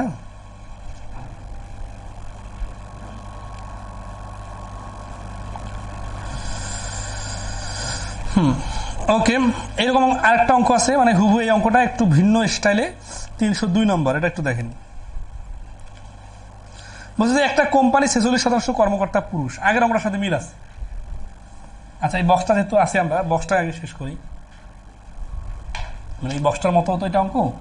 হ্যাঁ, এবার হচ্ছে 302 নম্বর অঙ্ক। 302টা অঙ্ক করতেছি, কোথাও পাবেন 302টা এতগুলো অঙ্ক। তারপরে আপনারা মনে করেন 2-1টা অঙ্ক ছাড়ে দিলে লোড হয়ে যায়। তো এখন বলছে কি যে একটা কোম্পানি, অঙ্কের ভাষাটা পড়েন, আন্ডারলাইনও করে দেওয়া ছিল যে একটা কোম্পানি 46% কর্মকর্তা পুরুষ। মানে আগের অঙ্কের সাথে মিল আছে, কিন্তু একটু ভাষা চেঞ্জ করে। যদি 60% কর্মকর্তা লেবার ইউনিয়ন করে এবং তাদের মধ্যে 17% পুরুষ হয়, ইউনিয়ন করে না এমন কর্মকর্তাদের মধ্যে শতকরা কতজন মহিলা? ইউনিয়ন করে না, তাহলে ইউনিয়ন করে না কতজন? 40 জন। এই 40 জনের মধ্যে কতজন মহিলা? এই 36 জন মহিলা। তাহলে এবার পার্সেন্টেজটা হবে 40-এর উপরে 36 গুণন 100, তাহলে এই যে 90%। তাহলে এই প্রশ্নটার যেটা এখন দেখতেছি 302 নম্বরে, এই প্রশ্নটার অ্যান্সার হচ্ছে 90%। আর আগের বারে যেটা ছিল সেটার অ্যান্সার ছিল 36% ডাইরেক্ট। এইটা নির্ভর করতেছে ভাষাগত ব্যাপার। আর এই ভাষাগত বিষয়টা আপনারা একটু শতকরা শুরু থেকে যে ক্লাস করছেন না, সেই শুরু থেকে ক্লাসগুলোর সাথে একটু সমন্বয় করেন যে নিচে কোনটা দিতে হয়, যার সঙ্গে তুলনা বলে তারটা নিচে দিতে হয়। এইখানে কি তুলনা করছি? ইউনিয়ন করে না এমন কর্মকর্তাদের, এই যে র এর বললো, তাহলে ইউনিয়ন করে না কতজন? 40 জন। এদের মধ্যে থেকে কত পার্সেন্ট মহিলা? তাহলে এই 40 জনের মধ্যে মহিলা হচ্ছে 36 জন। কিন্তু যদি টোটাল কর্মচারীর কত পার্সেন্ট মহিলা ইউনিয়ন করে না, তার টোটাল বললে তখন তো 100-এর উপর তুলনা, তখন 36% ডাইরেক্ট অ্যান্সার। তাহলে এই কখন অ্যান্সার 36% আর কখন 90%, বইয়ের মধ্যে আরো সুন্দর করে ব্যাখ্যা দেওয়া আছে। ক্লাস এবং বই দুটো সমন্বয় করে নেবেন, ঠিক আছে? ওকে, আর কি একটা অঙ্ক আছে 303 নম্বর। এটা লাস্ট ওয়ান অঙ্ক, প্র্যাকটিস পার্টের আগ পর্যন্ত। 303 নম্বর কি বলতেছে? বলতেছে ঢাকা সিলেট মহাসড়কে 5% চালককে গাড়ির গতিবেগ সীমা অতিক্রম করায় জরিমানা করা হয়।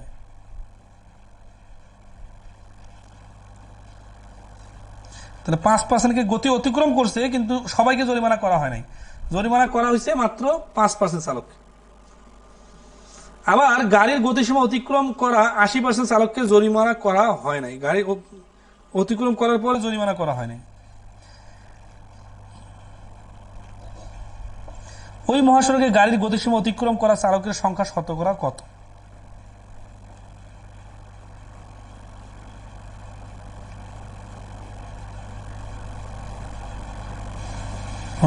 তাহলে এটা একটু চিত্রটা বুঝাই দিই, তাহলে আপনারা বুঝবেন। বইও কিন্তু সুন্দর করে চিত্র দেওয়া আছে। আচ্ছা, 303 নাম্বার লিখিত বাদে এই অধ্যায়ের শেষ অঙ্ক আর কি। ধরি টোটাল চালক হচ্ছে 100 জন, এর মধ্যে হচ্ছে গতি অতিক্রম করে এরা এরা কতজন জানি না, কিন্তু বলতেছে যে এই 100 জনের মধ্যে কি বলছে, প্রথম 5% কি ঢাকা সিলেট মহাসড়কে 5% চালককে গাড়ির গতিবেগের সীমা অতিক্রম করায় জরিমানা করা হয়। তাহলে এইখানে যে 5%, এটা কোন 5%? 5% চালককে। তার মানে কি, গাড়ির গতিবেগ অতিক্রম সবগুলা মিলে 5% চালককে জরিমানা করা। তাহলে এই 100 জনের মধ্যে 5 জন হচ্ছে জরিমানা খাওয়া 5 জন। তারপরে আবার কি বলছে? বলছে যে আবার গাড়ির গতিসীমা অতিক্রম করা 80% চালককে। তাহলে এই আগের 5% বলার সময় এটা কিন্তু টোটাল থেকে 5% আসলো, এই জন্য 100 ধরার কারণে এটা 5। কিন্তু এবার যেটা বলছে 80%, তার আগে শব্দটা কি? আবার গাড়ির গতিসীমা অতিক্রম করা 80% চালককে জরিমানা করা হয় নাই। তারপরে এই যে গাড়ির গতিসীমা অতিক্রম করছে এরা 100%,